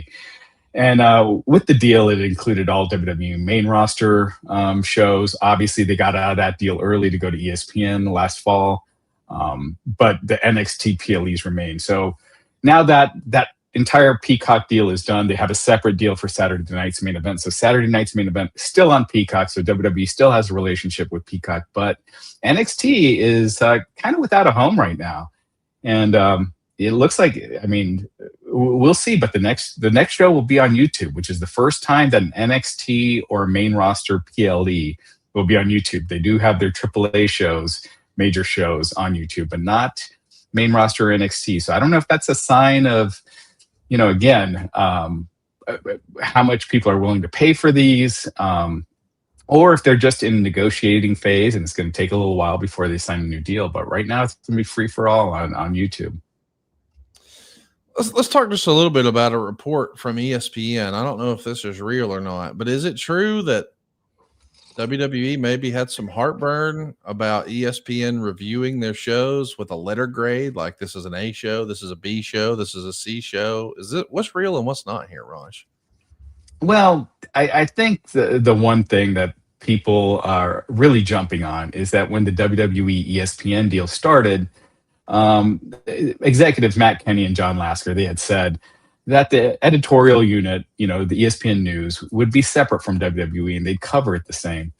Now, this particular piece that Andreas Hale, who's a great writer, great reporter, he would write, it just graded the PLE. So it was an opinion piece that he wrote. And the very first piece he wrote was for WrestlePalooza, which was the first show under the WWE ESPN deal. And he gave it a C. And I commend him for, for giving his true opinion, even knowing, that deal going into effect. He didn't back down. But, you're seeing this more and more with politicians and companies trying to bully the news media a little bit. At the end of the day, this was an opinion piece grading shows. It wasn't a major story or something that got pulled. And it's something really that ESPN has kind of done for a while. It's like 10 years ago, they suspended Bill Simmons, their top podcaster, for comments he made about Roger Goodell. After a domestic, Roger Goodell wasn't involved in the domestic abuse scandal, but whether he knew about it or not. And Bill Simmons got suspended for a few weeks, and the relationship with ESPN got strained, and ESPN didn't pick him up. So kind of thing where commentary and stuff on ESPN partners is nothing new, but it's still not a good look. It's awkward. When you go, you talk about a cultural kind of square peg in a round hole. You've got a sports culture at ESPN, and very political sports culture. They've leaned in heavily to the political parts of sports, so much so that it's an issue with a large part of the sporting audience. That said, WWE knowingly went into this deal.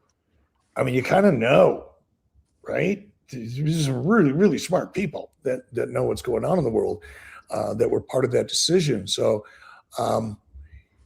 I can see though how uncomfortable it is, because we're creating this scripted action form of entertainment, and you've got people from a sports culture assessing it or rating it in this case.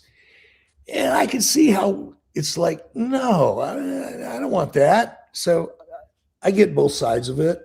But it's, you look, you're doing business with, an ESPN. You're going to end up banging heads somewhere along the line, whether it be politically or in a case like this, just creatively or from a marketing support and marketing partner perspective. This is not good marketing partner behavior, right? It stings a little. So I understand it.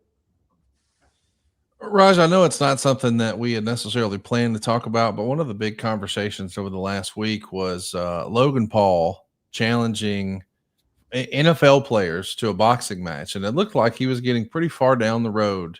And then he got a phone call where he just happened to be wearing a Prime jersey, and he just happened to answer on stream and express his frustration that WWE would not allow him to box. And I think the internet immediately jumped all over him. And I thought to myself, are we setting up a spectacle for WrestleMania? Because that's what it feels like to me. Do you think we're going to see Logan Paul in some sort of boxing spectacle at WrestleMania, or was this just a misfire? I don't. I truly believe that WWE doesn't want him to box. Whether that call was real or not, I don't think it was. But I do think he was playing off of what really happened. But at the same time, I think it would be good for WWE to let him do that, just because of the amount of attention that brings on one of their talents. So, I don't think it's necessarily a bad idea. It just makes Logan a bigger star. It gets him in the name. It gets him in the news more. Gets that publicity. And but it looks like they put the kibosh on that. He's a regular character now on WWE television. So, I mean, by all accounts, it looks like he's probably doing something with Seth Rollins. He's been involved in that storyline. So we'll see. But, if he did fight an NFL player, it would have to be a big name. WWE doesn't go for the, lesser names with their celebrities wrestling. They're not going to go for some linebacker that no one's ever heard of, or that only football fans know. So, unless he could get like Tom Brady, in there, I just don't see them doing that. Do you think perhaps, given that TKO is involved in launching a new boxing league, and you've got Logan Paul in WWE, who's now going to be boxing, do you think that there could be some concern about just the messaging and the optics in terms of credibility for the new league that they're launching, the boxing initiative? I mean, I can see that it's confusing, right? Because you've got one group of owners that are controlling one scripted entertainment property, and over here we're launching a new boxing league, and of course credibility and legitimacy is core value there.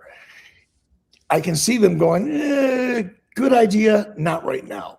That to me is as much of a reason not to do it as probably any reason someone could possibly convince me makes sense to do it.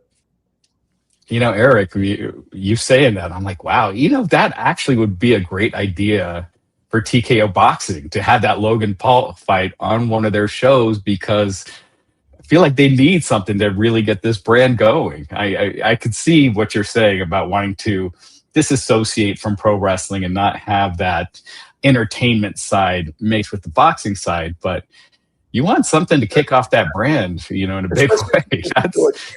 If you're looking at gambling and the massive opportunities that exist in gaming, which clearly they're very well aware of, another reason why you wouldn't want to kind of cross promote necessarily.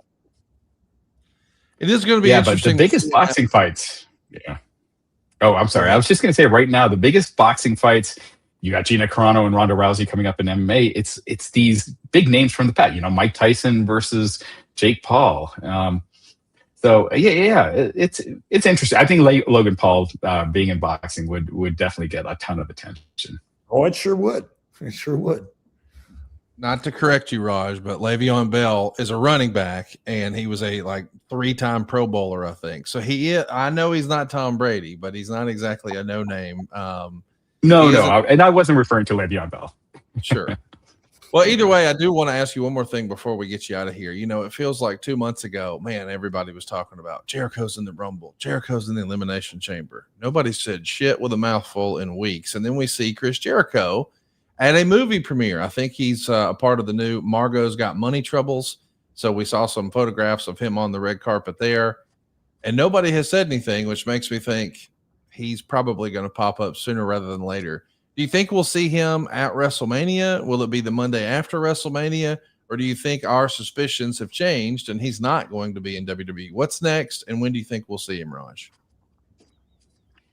Well, his contract is frozen right now with AEW, and that's a practice that WWE has done forever. AEW does it, especially when someone gets injured on your show and then you freeze their contract. I always thought that's BS. With Jericho, if it's an agreed upon time off, I just don't feel like your time should be added onto your contract. But anyway, it all depends on how that situation gets worked out, because it's not like Jericho's been back in AEW to work off the remaining time in his contract. So just how that works. But I do think the next time we see Jericho in a wrestling ring, it will be with WWE. Obviously, WrestleMania would be big, but with these contracts, it's hard to tell. He's still on the AEW roster page. He is on the AEW roster page, and I don't have any inside information, but I'd be willing to bet $1 in a friendly bet that his contract is not frozen. And I think we see Jericho sometime in the spring. I'm going to go ahead and guess the month of April. Now, when? To be determined. But what a great twist it would be, Eric, if Jericho wound up returning to AEW after everyone expected him to go somewhere else. It could be I don't think that's going to happen, but I know you personally love the idea of tease it, swerve. What do you hope is next for Jericho, Eric? What I hope is next for Jericho is whatever Chris really would like to have happen. I know that sounds like a bullshit answer, but from creatively, what happens in AEW? Where does he go? Yeah, he's back 2 weeks later. What is it? Tell me what's next, as Hulk used to say. Where do we go from here? And if there's no really interesting, compelling, fresh, where do we go from here? Honestly, I just could care less as a fan. But if that's what Chris wants, because financially it makes sense, and he's cool with ending his career that way, then that's awesome. Personally, as what's left of me as a fan, just because I think about the business part of it so much that I think the fan part is just kind of atrophied away over time. But what's left of me as a fan would much rather see him end up in WWE, because that's a story. It's the end of a journey. It's an amazing journey, and AEW was a part of that journey. But ending up telling your story on the biggest stage in front of the biggest audience, Danhausen is a perfect example. Danhausen here, Danhausen there. Chris Jericho here, Chris Jericho ending his career there. It's kind of obvious. But again, what Chris is, from my perspective, man, whatever the dude wants, he's earned it. Either way, he's earned it. I think we all agree on that. Raj, tell everybody how they can keep up with you week in, week out. Just keep following me at the Raj Giri on Twitter. And as always, guys, thanks for having me on. No, thank you, man. And hey, thanks to our great sponsor, Better Wild. They're helping Eric and I take better care of our dogs than ever before. You know, once upon a time, I thought my dog Ginger just liked to, lick her paws. I just thought that was her thing. I just thought all dogs did that. But it turns out that's not true. These are signs of allergies, and allergies flare up in our dogs when the bad bacteria takes over their gut. It turns out, just like humans, our dogs need probiotics or good bacteria to strengthen their gut health. That's why the wife and I discovered Better Wild Allergy Relief Soft Chews. These are supplements designed to support your pet's allergy defense system by strengthening their digestion. These are the world's first and only chews with the ancestral advantage Wolf probiotics. The Better Wild Allergy Supplement Relief Chews go ahead and have 4 key ingredients. You've got that premium blend of Wolf probiotics. You've also got L-Sakii, which is derived from kimchi and has been clinically proven to reduce itchiness and redness in just 2 months with daily use. You've also got some cholesterol in there to boost immune function and fight off inflammation. Maybe best of all, the salmon oil, though, to help support healthy skin and fur. You're checking all the boxes for your dogs. By the way, my dogs absolutely love the flavors. They think of it as they can hear me right now, so I'm going to spell it. It's a TREAT to them, and they go bananas for it. They love it. So the idea that I give them something that they love, but I know most of all their gut loves, they're feeling better. They have a better quality of life. I've never seen my dog Ginger so happy. It all happened thanks to Better Wild. Better Wild is committed to helping your dogs with science-backed, veterinarian-approved solutions you can feel great about. And right now, Better Wild is offering our listeners up to 40% off your order at betterwild.com/Bischoff. That's betterwild.com/Bischoff for up to 40% off your order. betterwild.com/Bischoff. Eric, I do have some fun 2K stuff I want to hit you with, but I want to remind everybody we are indeed live. So we're taking your questions here, and I want to go ahead and hit some of those now. Trigger Cheese says there were VHS tapes that WCW released with highlights of Star's WCW career and kayfabe interviews with talent discussing them. Did you and Sullivan produce these? Were you ever active in the video cassette business? I know that was a vertical for WCW, but I know that Tony Schiavone was hands-on with Coliseum Home Video, for instance, in WWE. Were you ever involved in the VHS side of WCW, or did other folks handle that? No, early on in my time in WCW, that was really handled by Sharon Sadello, because the video cassette business and the distribution of video cassettes wasn't handled by WCW directly. It was a part of Turner Home Entertainment, which had home video distribution deals set up around the world. So on paper, that kind of made sense. But most of their direction and influence and mandate wasn't based on really the wrestling market as it was on just what some salesperson who thought they could help sell WCW tapes needed to see, right? So we didn't have the direct control and influence creatively over it. We basically took their request and produced them for them, was the relationship. This I'm not familiar with at all. We got to hit some more fun questions here because we got some really great ones. But first, I wanted to hit one from Twitter that stuck out to me like a sore thumb this past week, and I sent it to Dave Silva. A fella wrote, I went to multiple Disney MGM tapings and always had the backstage access. I met Davey, Austin, Foley, Flair, Steamboat, Sherry, almost everybody from the 93 and 94 eras. Eric Bischoff was super nice. Here, he's covering the WWF logo on my WrestleMania 8 shirt. I thought this was hilarious. Of course, WrestleMania 8 was 1992. There you see a very young Eric Bischoff with Rob Bloom here, and you're glad to take a picture with him, but covering up the logo, I don't know, man. This is a great picture, a blast from the past. Did you see this picture? What do you think of this? That's awesome. I didn't see it, but certainly getting a look at it now. It's always kind of frightening when I see a picture of myself, from back then. It's like, who is that guy? Quick little thing when I do autograph signings and conventions or whatever. and people bring their own stuff. And, I spend the entire day signing pictures of myself from 1996, right? It's like you start feeling really old after you spend 10 hours looking at yourself from 35 years ago. But that picture is really cool. I dig it. Thank you, Rob. Black Sheep Genealogy has an interesting question.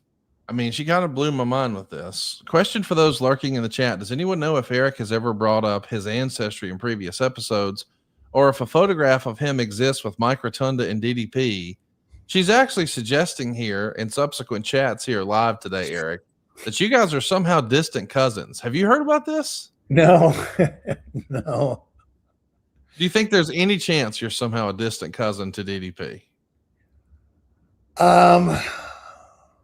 Well, his last name is Falkenberg, birth name, which is fairly German. My last name is Bischoff, which is fairly German. So in the sense that we both, from a genealogical perspective, came from probably a very relatively small and defined region of the world, I guess statistically anything is possible. I just find that interesting, the idea that you guys may somehow be related. Hey, something else I found interesting. I got tagged in this a few times. I don't know if you saw it. Have you seen what's going on with Eazy-E and WWE 2K26, Eric? No, I really haven't. I'm not a video game guy. I usually am not even aware of these things until the royalty checks show up and I go, ooh, where'd that come from?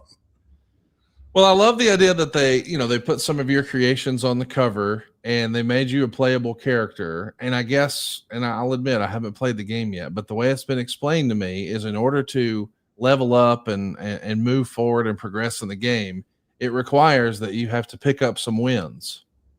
And folks have decided, hey, that means we should beat up Eric Bischoff. This got so out of hand that 2K actually had to put out a statement where they said, if a match is completed faster than 60 seconds, players will receive completion RP, but not additional win bonuses. I can't believe this is real, but this is the exact statement from 2K, Eric. We know you enjoy making Eric Bischoff tap out, but let's give poor Eazy-E a breather. How great is this? That's the statement right there. That is an email that goes out, a statement that goes out to all the game owners or potential people who follow the game. They're saying, will you stop beating up Eric Bischoff? So here's the truth. Now, I'd love to have that framed just exactly the way we're looking at it here, because while I don't, hold on to memorabilia and, accolades and that kind of thing, it's just never been my thing. But this one I would probably hang in my office, because what it really demonstrates is how much freaking heat I still have. I mean, come on. When everybody wants to take down Eazy-E, it's the heat. It's the magic. And yes, it still resonates to this very day. I love it. It's awesome.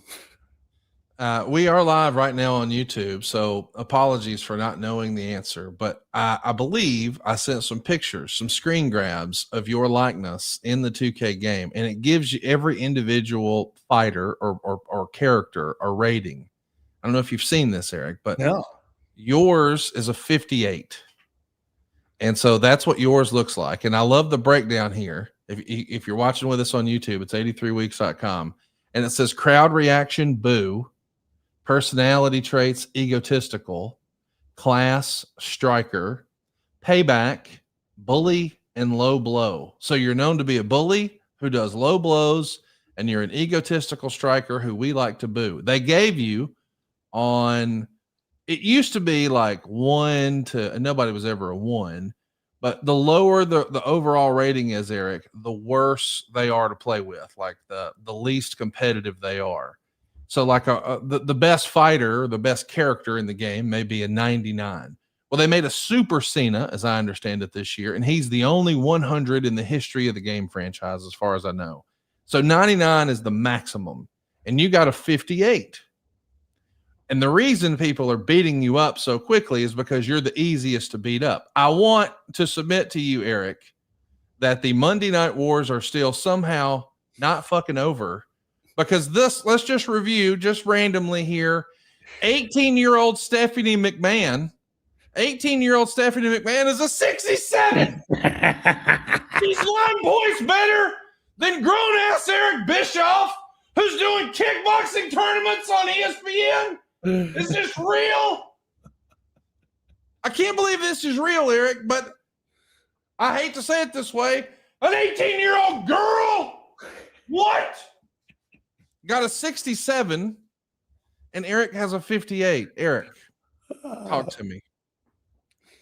Yeah. When I said I still have heat, that's what I was talking about, dude. You thought I was talking about the audience. Oh, my God. How great is this? I absolutely love it. And by the way, yeah, take a look at this. I can't believe this is real. Look at that. If Stephanie is going to wrestle Eric Bischoff in a wrestling match, WWE and our friends at 2K, I'm friends with those guys. Shout out to Bryce and everybody over there. They think that she is like 20% better than Eric Bischoff. What are we doing? My God. My God. We are live. We want to hear from you. Keep it all in the family, Conrad. Keeping it all in the family.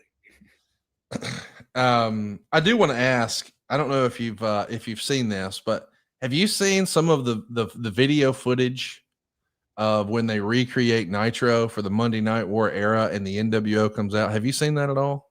No. Let's take a little clip here. I think you'll dig this. Look at that, dude. How fun is that? It's amazing how. It's just amazing. I want you to go out of your way to see the video and watch the video, Eric. I'll send you a link. But it's remarkable to have these guys walk out on Nitro and they've recreated. Now, that was a little funny. They have you pick up Scott Hall and you're doing squats with him. I'm not sure that we can show the footage on YouTube without it getting a strike. But the idea that Hollywood Hogan and the whole NWO is coming out on Nitro, and that is a key selling point of the new 2K26. I don't know, man. It's pretty damn cool to me. Made me happy. Me too. Me Yeah. too. That's awesome. It's fun. I'm gonna have to check this stuff out. I know it's out there, and I just, I'm outside the demo just a bit, so I never really spend much time seeking this stuff out. But I'm gonna take a look at it. It's pretty cool. A wrestling historian always brings good questions, and we are live, and we're looking for your questions. Hit us for one here live. He says, when you were running WCW, did you deal with any potential scandals backstage that could have gone public and hurt the company's image, like with the WWF? Of course, I think he's referencing there way back when they had a Ring Boy scandal, and certainly they had, the steroid scandal. There's been more than a few in the history of WWE. Do you remember there being something where you were like, oh, shit, we don't need to let this get out? We don't have to say what it is, but was there something that threw up the flag way back when for you and you thought this could be disastrous for us? Not really. I mean, there were a lot of, stupid lawsuits, the Missy Hyatt lawsuit and, different things that, people would do, and they'd talk to the paper to try to create leverage. They were always a nuisance, and you never wanted to see those things, and some more aggravating than others. But there was never, what I would consider a scandal that potentially could have, revealed anything that would have hurt the company in any way. Well, I know that you were tasked with taking care of WCW, but all of us guys listening to this show, we're tasked with taking care of our family, and that can become a weighty responsibility. That's why Policy Genius has become my go-to for any of my friends who are feeling that stress and pressure. And I know a lot of us, we'll start doing things around the springtime, like clean out the closet, clean out the garage, get the garden ready, start working in the landscaping a little bit. Well, maybe you realize as you do that, you need to clean up some of your long-term to-do list too. And that weighty responsibility of protecting your loved ones and all the financial planning associated for the future can feel overwhelming. But the right insurance policy can help ease that weight. That's why I want you to prioritize peace of mind and lock in your life insurance today with Policy Genius. Policy Genius is an online insurance marketplace that allows you to compare quotes from some of America's top insurers side by side. And you get to do that for free their licensed team helps you get what you need fast so you can get on with your life. You can easily find what you need, your coverage amounts, your prices, your terms. There's no guesswork, just clarity. Policy Genius helps you find your most affordable policy that meets your needs. They answer your questions, handle your paperwork, even advocate for you throughout the process. And don't just take mine or Eric's word for it. Go check out Policy Genius. They've got thousands of 5-star reviews on both Google and Trustpilot from customers who found the best policy fit for their needs. So go protect the life you've built with Policy Genius. You can see if you can get a 20-year life insurance policies starting at just $276 a year for $1 million in coverage. That's worth repeating.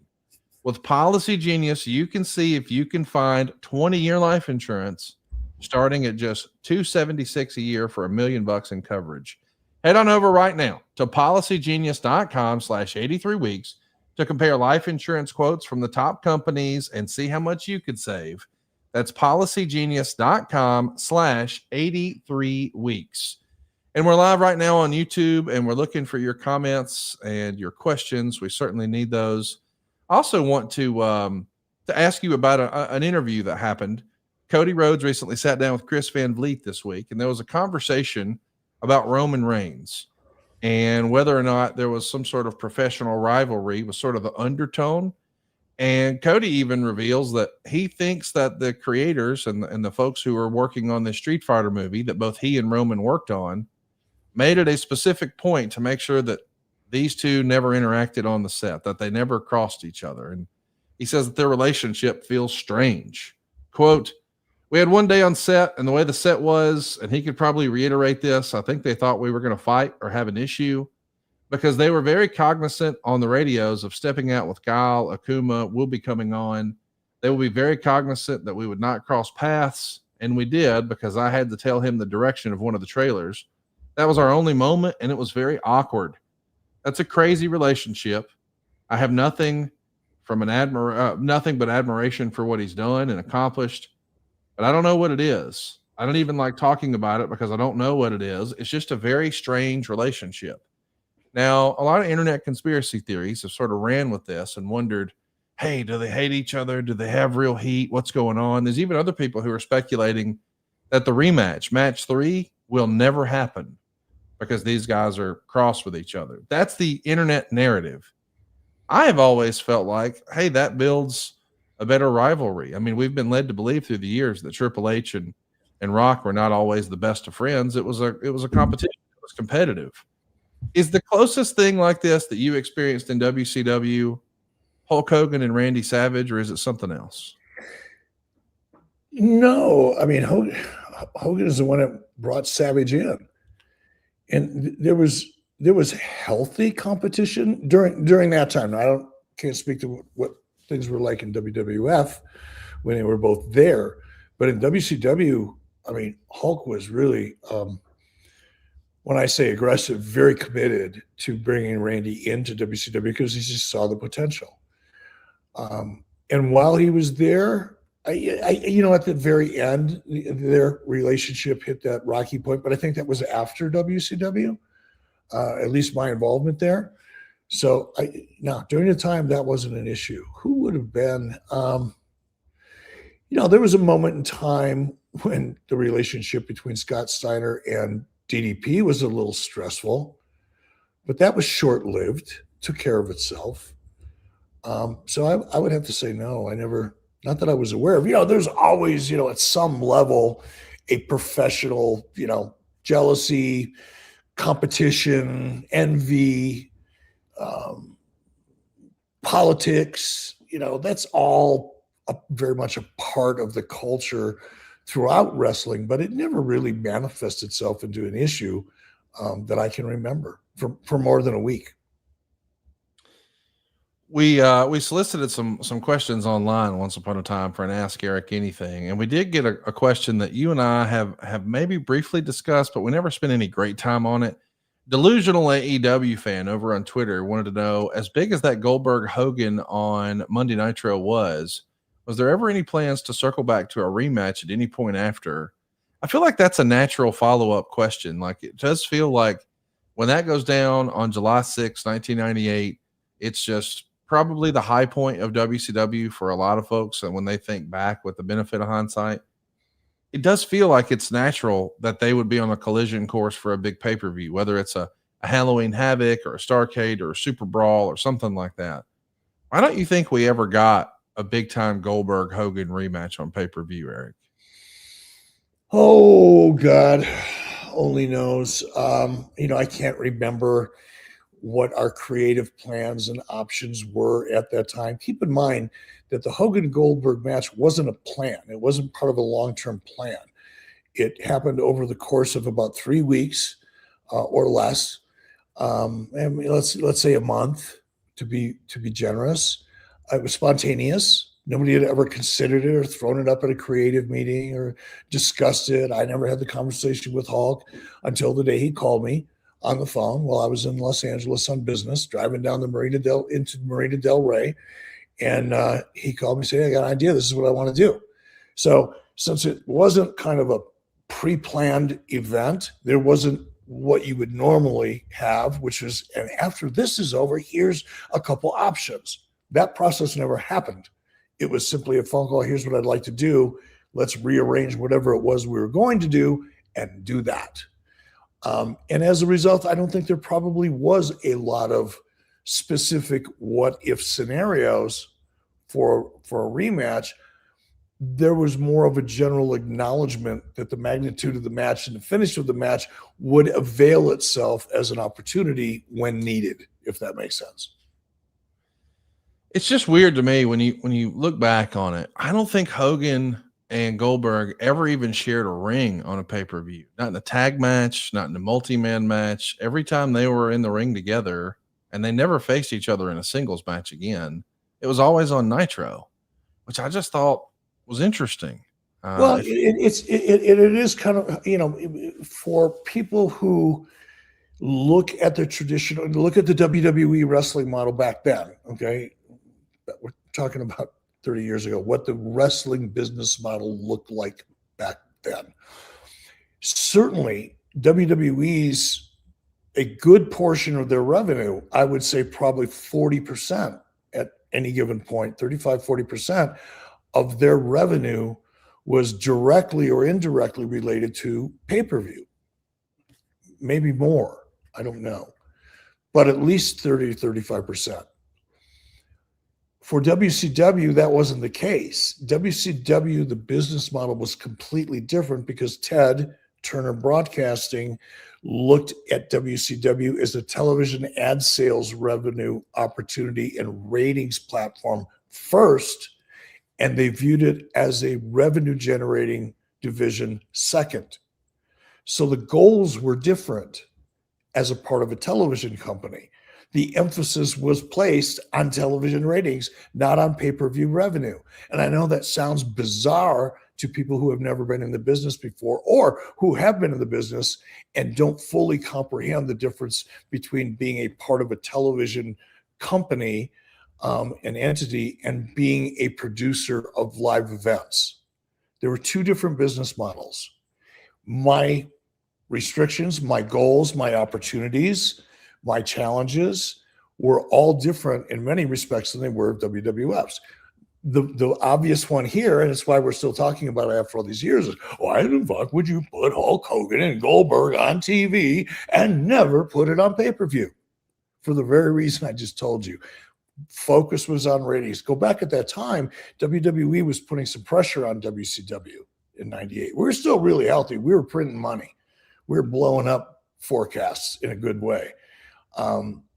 But there was pressure, and we needed to keep TV where we wanted to keep TV, which was WCW and Nitro being number one in the category. That was our primary goal.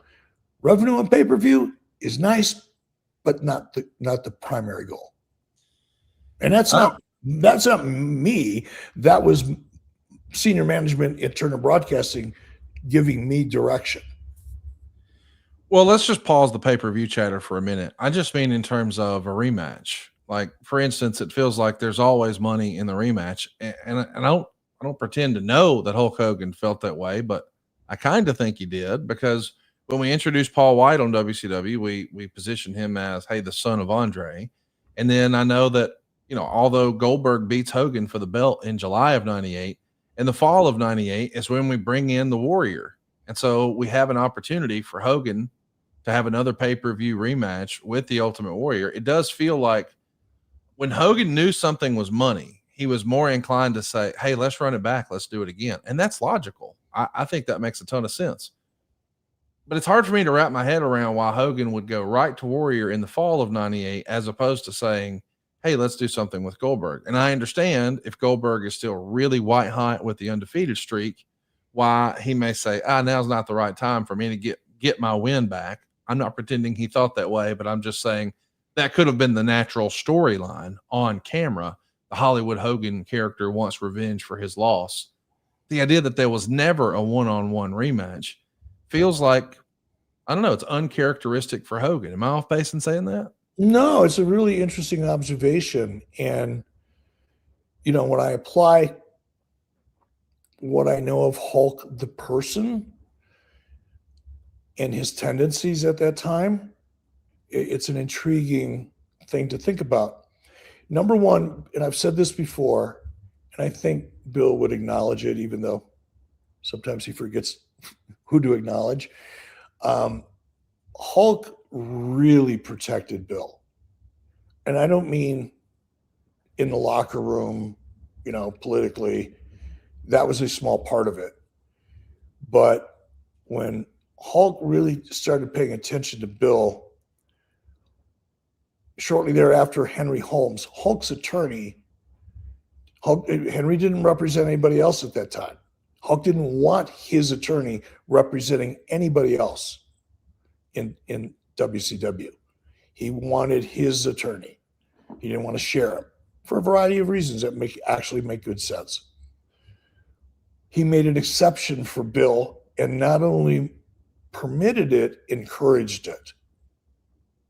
Which even at the time, I went, ooh, this is going to be a problem, because I dealt with Henry Holmes. I knew what that was. I knew what I was in for. And then, Barry Bloom tagged in there and only exacerbated it, which is what managers generally do. It's all they're good at.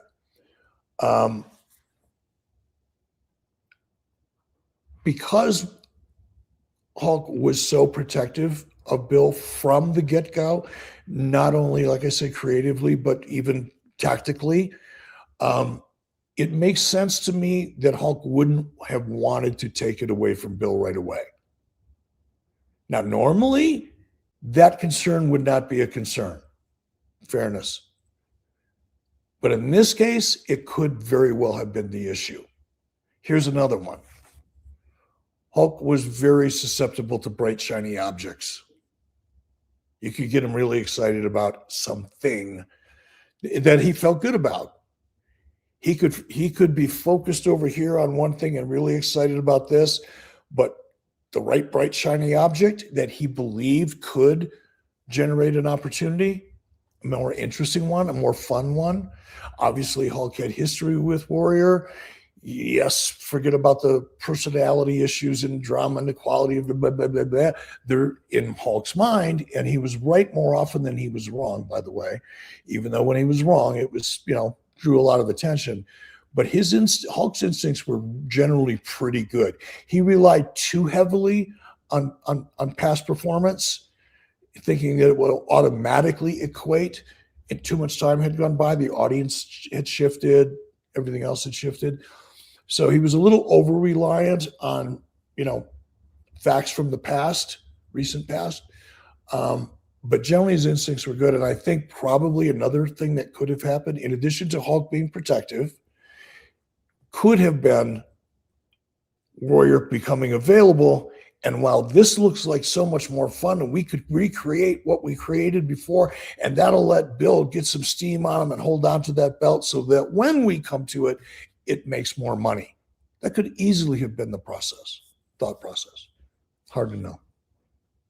PJ Taints is with us here live. Appreciate him being a member for 18 months here at 83weeks.com. And he says, I know things were tough between Brooke and Hogan. Have you spoken to her or Linda since? And how is Nick doing? The family is still in my thoughts. Yeah, man, it doesn't feel real. Hulkster has been gone for like 8 months now. When is the last time you spoke to Brooke or Linda, and how is Nick doing?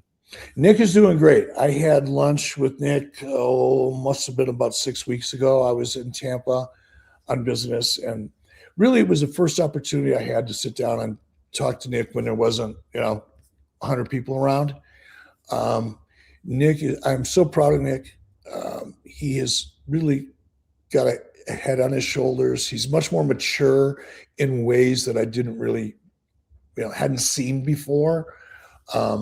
He's still dealing with a lot. He's actually, in many ways, he's dealing with complicated issues and licensing and deals that were halfway executed. And there's just a lot of stress that comes along with the Hulk Hogan trademark business.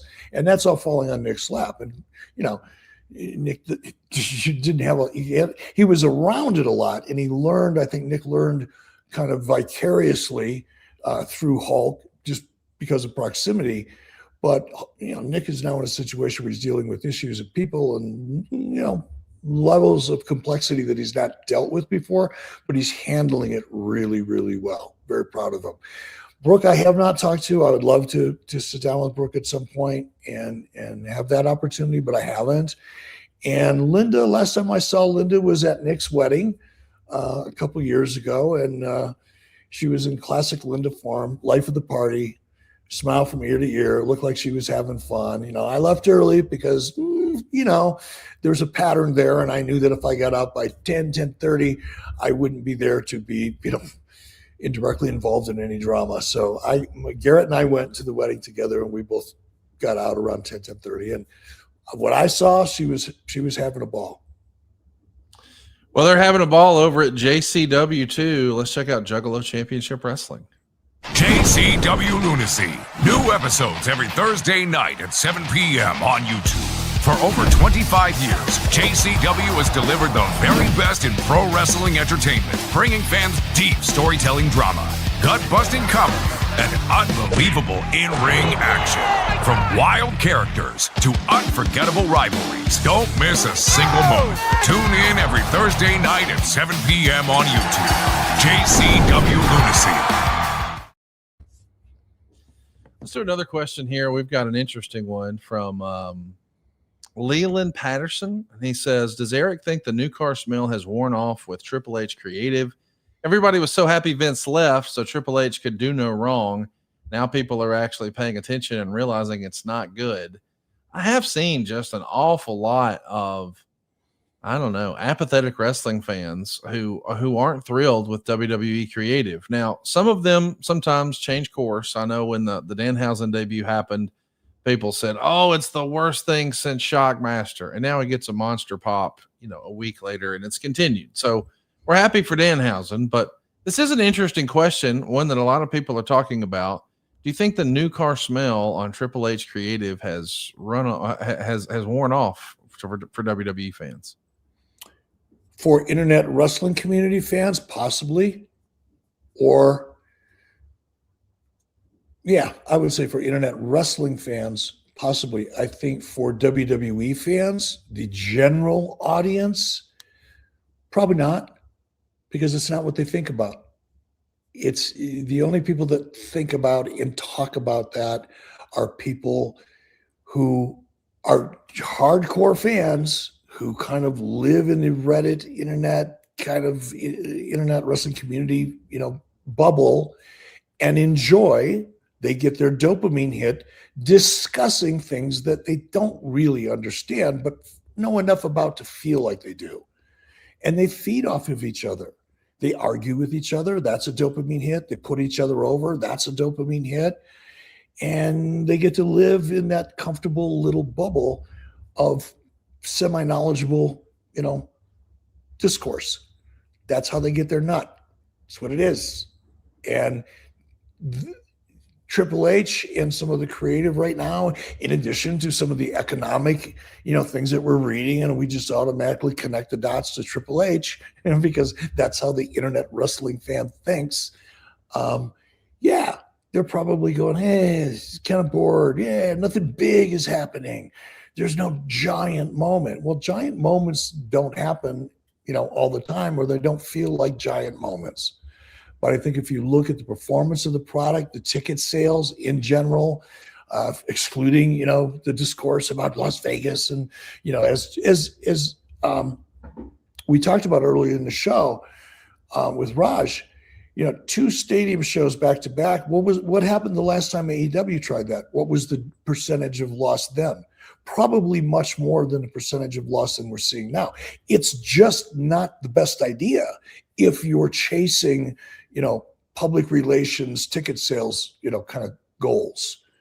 But if you're looking to generate the most amount of revenue, that probably was still the best decision that WWE could have made. Regardless of all that, whatever we see out there in the ether as a particular data point, people will embrace to either affirm or confirm their bias, or use it to support their bias against something. It just is. It's the nature of the community. I think business-wise, not at all. I don't think there's any luster off at all. You're going to go through cycles. Some things are going to be more popular from a storyline perspective than other things. You see it often in network series that, a character that they thought was going to be a prominent character gets written off the show. Why? Because it just didn't click as much. Same thing happens here, only it's 52 weeks a year, so it's out in front of us all year round. We got another question from an Ask Eric Anything. Was Medusa ever considered for the NWO? Checks all the boxes. Former WCW, went to WWF, became champ. Didn't do much after WCW debut. Could have joined the NWO and revitalized WCW's women's division. She could fight as well, if not better than some of the guys in the NWO. Seems like a slam dunk. Yeah, with the benefit of hindsight, she does sort of qualify and check the boxes. Could you have seen her with the benefit of hindsight using her almost in like a China role? What China would later become for DX. She could have been that for the NWO. What do you think of that? Certainly, in many respects, in some respects, she would have been a good casting if you think of it in that respect. Like if you think of the NWO as a movie, picture the NWO cast as a movie poster. Did Medusa have that kind of vibe? Did she feel like visually she fit into the group? Because that's kind of like, it is called television, right? So the vision part of it has to matter a little bit. And she definitely checked that box. Attitude-wise, could her character have kind of been NWO-ish? Certainly. And she could have, because she was capable of, interesting physicality and believable physicality, particularly for a woman at that point in time. Could she have been of use in the match in terms of storytelling and finishes and things like that? Absolutely. As far as the dominating the women's division, there was no fucking women's division, knucklehead. That's why there was nowhere to go with her. There weren't a lot of women in wrestling that lived in the United States that certainly we wanted to put on television. Were there a handful? Yes. But can you build a division around a handful of women? Only in your mind if you've never done it for a living.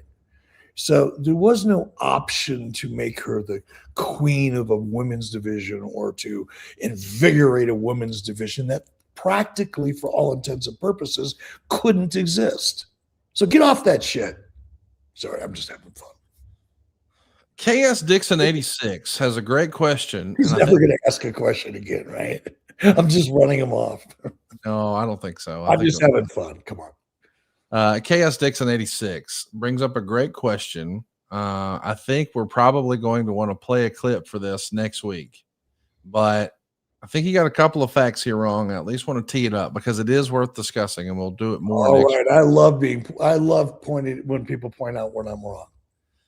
In a Mike Graham interview, he basically said, you set Buff's mom up as a florist and ordered WCW's flower needs from her. Any truth to this? Why was this said with a negative tone? But it sounds like a good business strategy to me. I don't know that Buff's mom was a florist. I don't think that this is real. I think he's getting a couple of facts confused based on the clip I saw. Do you remember Buff's mom ever being a florist? No. This is the dumbest freaking thing I think I've ever heard on this show in the 7 years we've been doing it. Please go get help, dude. Read a freaking book. Do something.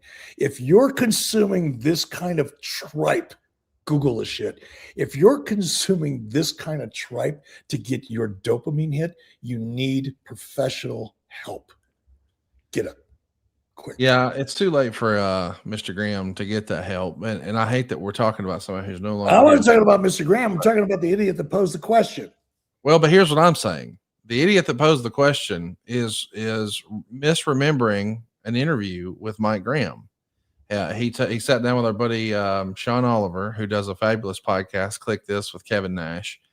And basically Mike Graham has some negative allegations he throws your way. We will play the clip next week and let you respond to it.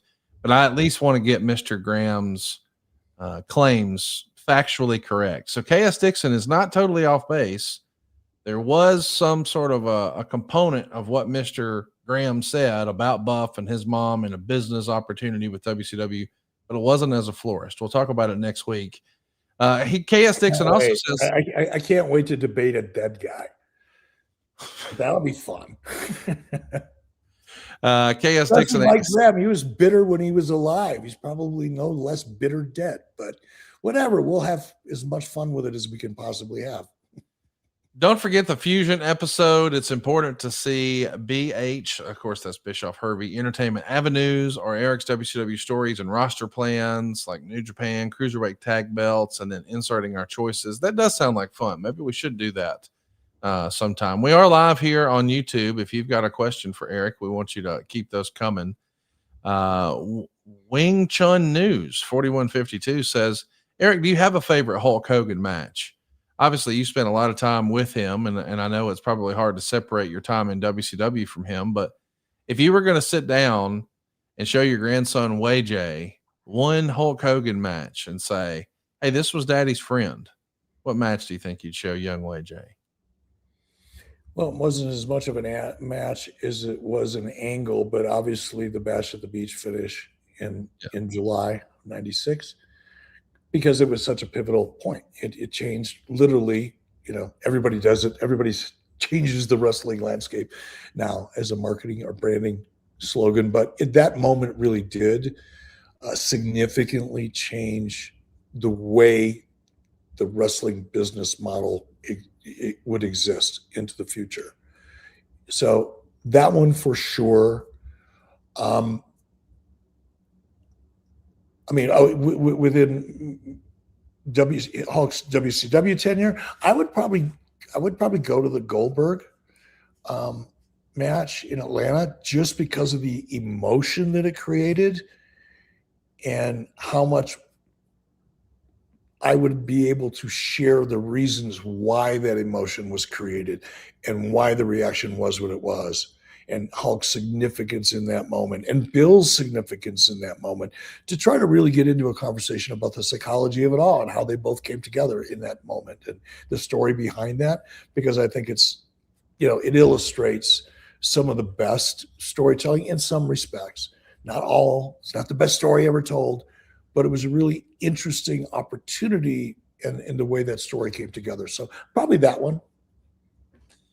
Great follow-up question here. Man, I love that our timing worked out. Andy Stowe, 4054 says, what's up, guys? A question I always wondered, was Randy Savage ever considered to be the third man? That could have worked well with his WWE history, and it would have reignited the Hogan feud too. Now, that's fascinating. In this alternate timeline, this alternate universe, what if it's the Macho Man standing with Scott Hall and Kevin Nash saying, these fans can stick it, brother, and turning heel? Now, I know it may not have had the exact same impact as far as Randy had been a heel on a mainstream level before, but it does immediately give a new flavor to the Hogan Savage rivalry, and it does start to feel like WWF and WCW. What do you think? How successful would the NWO angle have been if Savage is the guy talking to Mean Gene that night with Scott Hall and Kevin Nash? Not even close. Not even close. There's just no, from my perspective, and I think it's just looking back at the facts, Hogan turning was such a monster move that it brought back people who had given up watching wrestling a long time ago. Hulk Hogan's a bad guy? Boom, they're back. They sampled the product because of the magnitude of the news outside of the wrestling community as it existed at that time, right? It was such a big move that people who had long left any contact with the wrestling community heard about it and went, what? Sampled the product and stuck with it because it was that damn good. Nobody else would have had that impact. Not Randy, not Ric Flair. Nobody. There was only one person at that time that could have turned in such a way to get the attention of people who had given up on the sport a long time ago and get them to be fans again. As much as I love Randy, as valuable as Randy was, Randy in that role would probably have only achieved 10 or 20% of what the NWO ultimately went on to become. And that's not a reflection on Randy necessarily as a performer, as it is on Randy's position in the eyes of wrestling and non-wrestling fans at that point in time.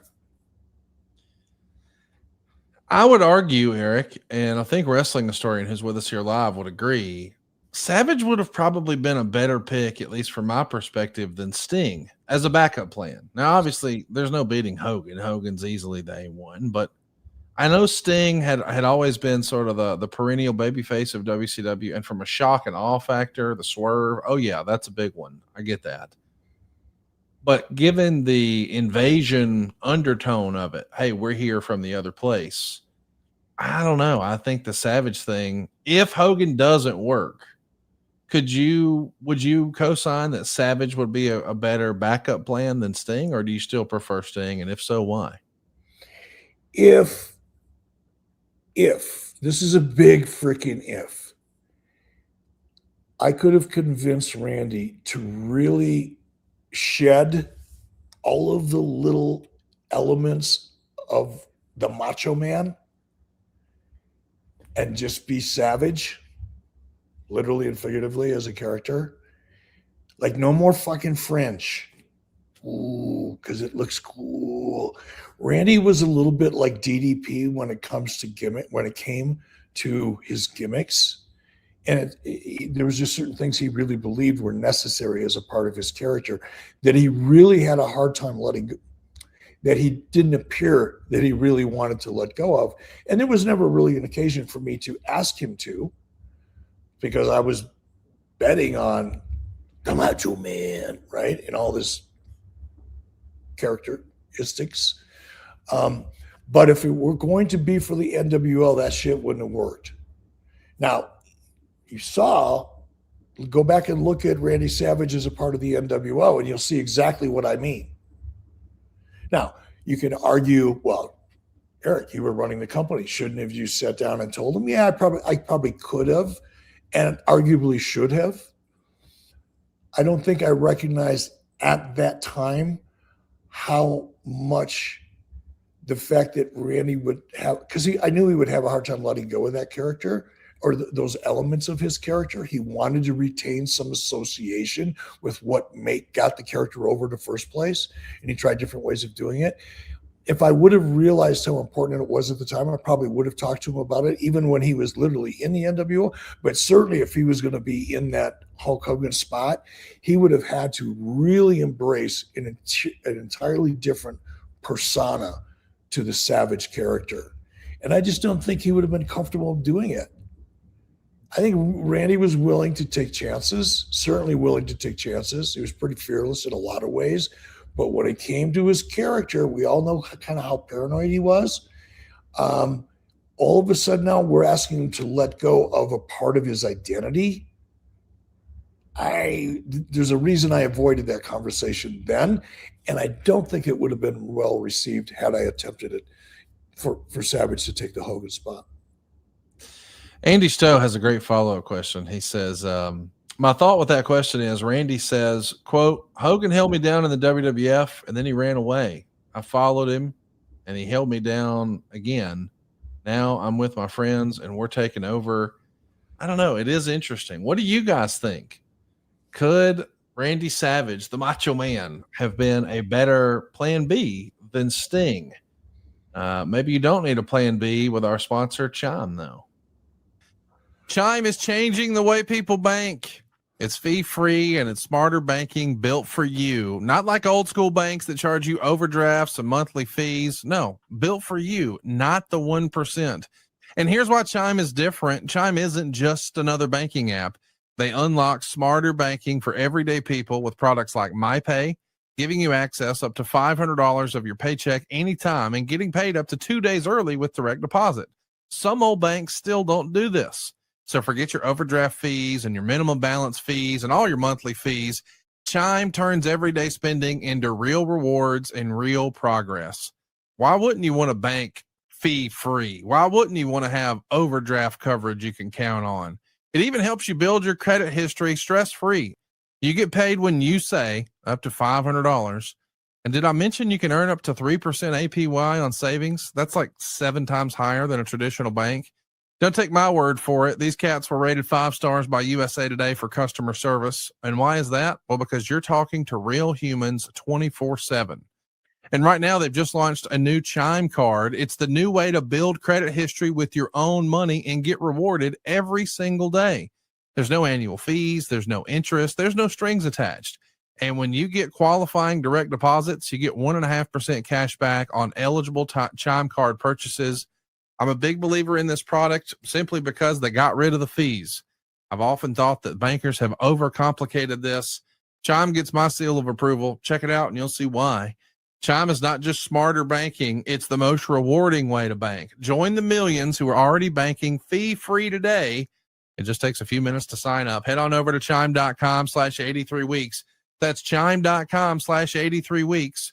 Chime.com/83weeks. Chime is a financial technology company, not a bank. Banking services, the secured Chime Visa credit card, and MyPay line of credit provided by the Bancorp Bank N.A. or Stride Bank N.A. MyPay eligibility requirements apply, and credit limit ranges $20 to $500. Optional services and products may have fees or charges. See chime.com/fees info. Advertised annual percentage yield with Chime Plus status only. Otherwise, 1.00% APY applies. No min balance required. Chime card on-time payment history may have a positive impact on your credit score. Results may vary. See chime.com for details and applicable terms.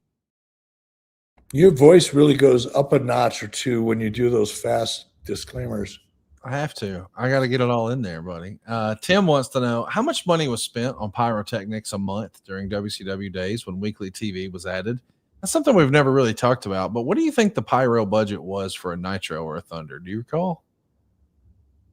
It's got to be crazy. I have a sense of what it would be today because I just had that conversation with James Antavero, head of our production for Real American Freestyle. Oh, by the way, we're going to have some pyro in Tampa. Yeah, we're taking it up a notch or two. Yeah, make infringement. Probably 30 grand an episode. The overall budget was probably at that time, though not today's dollars. Today's dollars, the budget would probably be upwards of 600 grand, 700 grand an episode. Back then, it was probably, just call it 3 if you included talent and shit. So, 10% of the budget to pyro, typically. We got a fun question here from Blue Manny, and he says, serious question. Has Eric ever seen a UFO? UFOs have been a curiosity of mine since I was a kid. Yes. When I was a kid living in Detroit, I was probably in the 6th grade or 5th grade. So we're talking 1965 or 66. My brother and I shared a room up in the attic of a 750 square foot house. And I was, for whatever reason, I woke up in the middle of the night and I was looking out the window out over our neighbor's house and saw what I believed then and still believe to this day. I'm sure could have been another explanation, but what appeared to me then, I can visualize it like it was, last night. A disc-shaped object that was moving around slightly, but I watched it for 7, 8, 10 minutes, and I was wide awake. I wasn't, didn't eat a bunch of cookies before I went to bed and had a sugar hallucination or any of that kind of shit. And I just remember watching it and going, that's a UFO. That's what they look like. And it just hovered and moved. And it lasted, like I said, it was 7, maybe 8, 10 minutes. And then finally it just moved off, and that was it. And I never really told anybody about it. Probably is the only time I've ever really talked about it or mentioned it. Learn something new every day here on 83 Weeks. Primus versus Unicorns wants to know, we know that Vince and Warrior used to butt heads. Did Warrior ever do that with you, Eric? Did you ever butt heads with Warrior? No, we didn't work long enough together to butt heads. After that train wreck of a live promo, in my mind, there really wasn't much of a go forward plan. So I didn't really invest enough emotion or intention in the relationship to create an opportunity for a conflict. I was just wanting to write him off as quickly as I could. Black Sheep Genealogy wants to know, does Eric have any memories of Lanny Poffo? I miss him. He was such a warm and charming man. Very, very few interactions in WCW. I actually got to know Lanny and spent time with Lanny 5 years ago, 6 years ago. We ended up at a couple conventions together and, just started making small talk. And within, minutes, found him to be very, first of all, just a very warm and engaging guy, very friendly and open and remarkably candid in a positive way, and had a great conversation with him. Saw him again a month or two later and hung out with him again and enjoyed his company. Didn't really talk about wrestling at all. He was a nice guy. And the last time I heard from him was when he was moving down to South America, and I think he got married. And I think we may have exchanged a text or two, and that was the last I really had any contact with Lanny. But I've got very positive memories of him. He loved his brother, and he loved his dad, and his mother. He's very loyal to his family, and I think that's probably one of the reasons that, I kind of warmed up to him so quickly. It was evident in the way he talked about them. Really interesting question here from Women's Hoop Circle Jerk. What a statement that is. I've always had the dumbest question for about 28 years now. It's about the Reebok sneakers you wore, and as a sneakerhead, it's always stood out to me. From the summer of 98 through January of 99, you almost exclusively wore Reebok sneakers on TV. It starts around the Jay Leno feud, where you wore the Reebok shrouds with the zipper over the laces. You wear the same sneakers on the Tonight Show skits, as well as your appearance on the actual Tonight Show with Jay Leno. Hogan is wearing the Reebok Answer DMX on the Tonight Show. You have the same pair on throughout most of the feud with the Warrior in the fall. So this pair makes it into about 4 months of television. By the end of 98 and into January of 99, you switch to Reebok Answer 3s when you're working with Ric Flair's assistant after losing the WCW presidency to Flair. Is there any reason why this specific shoe or brand made so many TV appearances? That's interesting. Was there ever a discussion about a Reebok sponsorship with Hogan or WCW? Because I could totally see some company, and respectfully, Reebok was clearly number 2 behind Nike at that point, saying, hey, I know we don't have Jordan, but we have other athletes. Like we've got Shaq, and Shaq has been on some WCW stuff. Maybe we should have a Hogan shoe deal. Was there ever a WCW partnership or advertising schedule or opportunity discussed with Reebok, whether it's WCW or Hogan, or did you and Terry just really like the shoes and that's it? It was something in between of that. No formal discussion that I was a part of, at least with Reebok or representatives of Reebok. This is vague shit now, so don't hold me to this. But I seem to remember somebody that worked with Reebok that put these shoes out there as kind of a sample, like part of a presentation. Like they wanted to present it to executives at Reebok as a potential licensing deal, which is why we ended up getting those shoes and were encouraged to wear them on television to assist in whoever it was that was trying to get Reebok interested enough in this idea that we would engage. That's what I think I recall.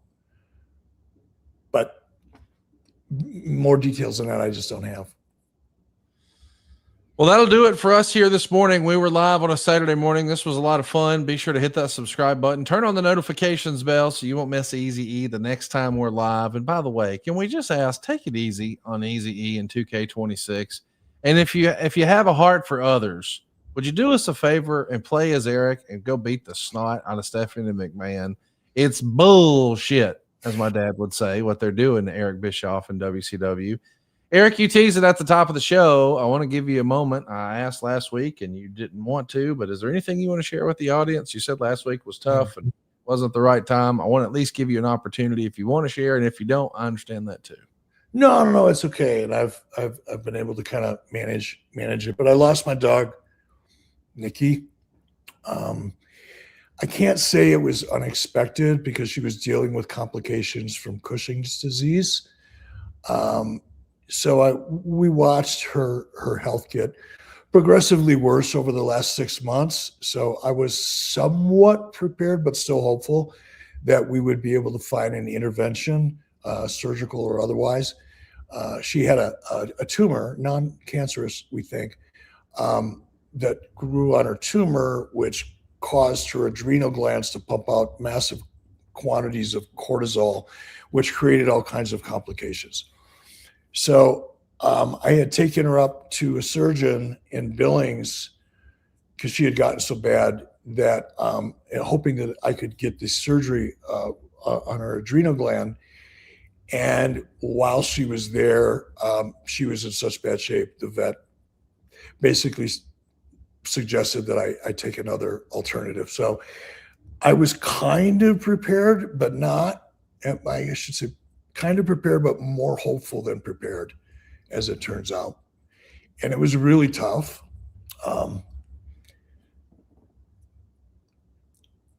Because I had such a unique relationship with her. But I'm good because it was a gift. It was a blessing. And whenever I start feeling like I'm feeling right now, I just remind myself that it was a gift and I learned a lot from her. And it was a blessing, so there's nothing to be sad about. I'm not quite there yet, but I'm getting closer. I know, Eric, that you were grateful to have Nikki in your life. She's on the cover of Eric's book called Grateful. And dogs are a big part of our lives. They're members of our families. And I know that she was such a special part of Eric's life, not just a family member, but a best friend. One of my best friends lives in the middle of nowhere. It's like he's walking around in a postcard. But as he wandered around by himself, he was never really by himself. There were 4 paws tagging along. We're going to miss you, Nikki. Tell your people you love them, even your 4-legged people. We'll see you next week right here on 83 Weeks.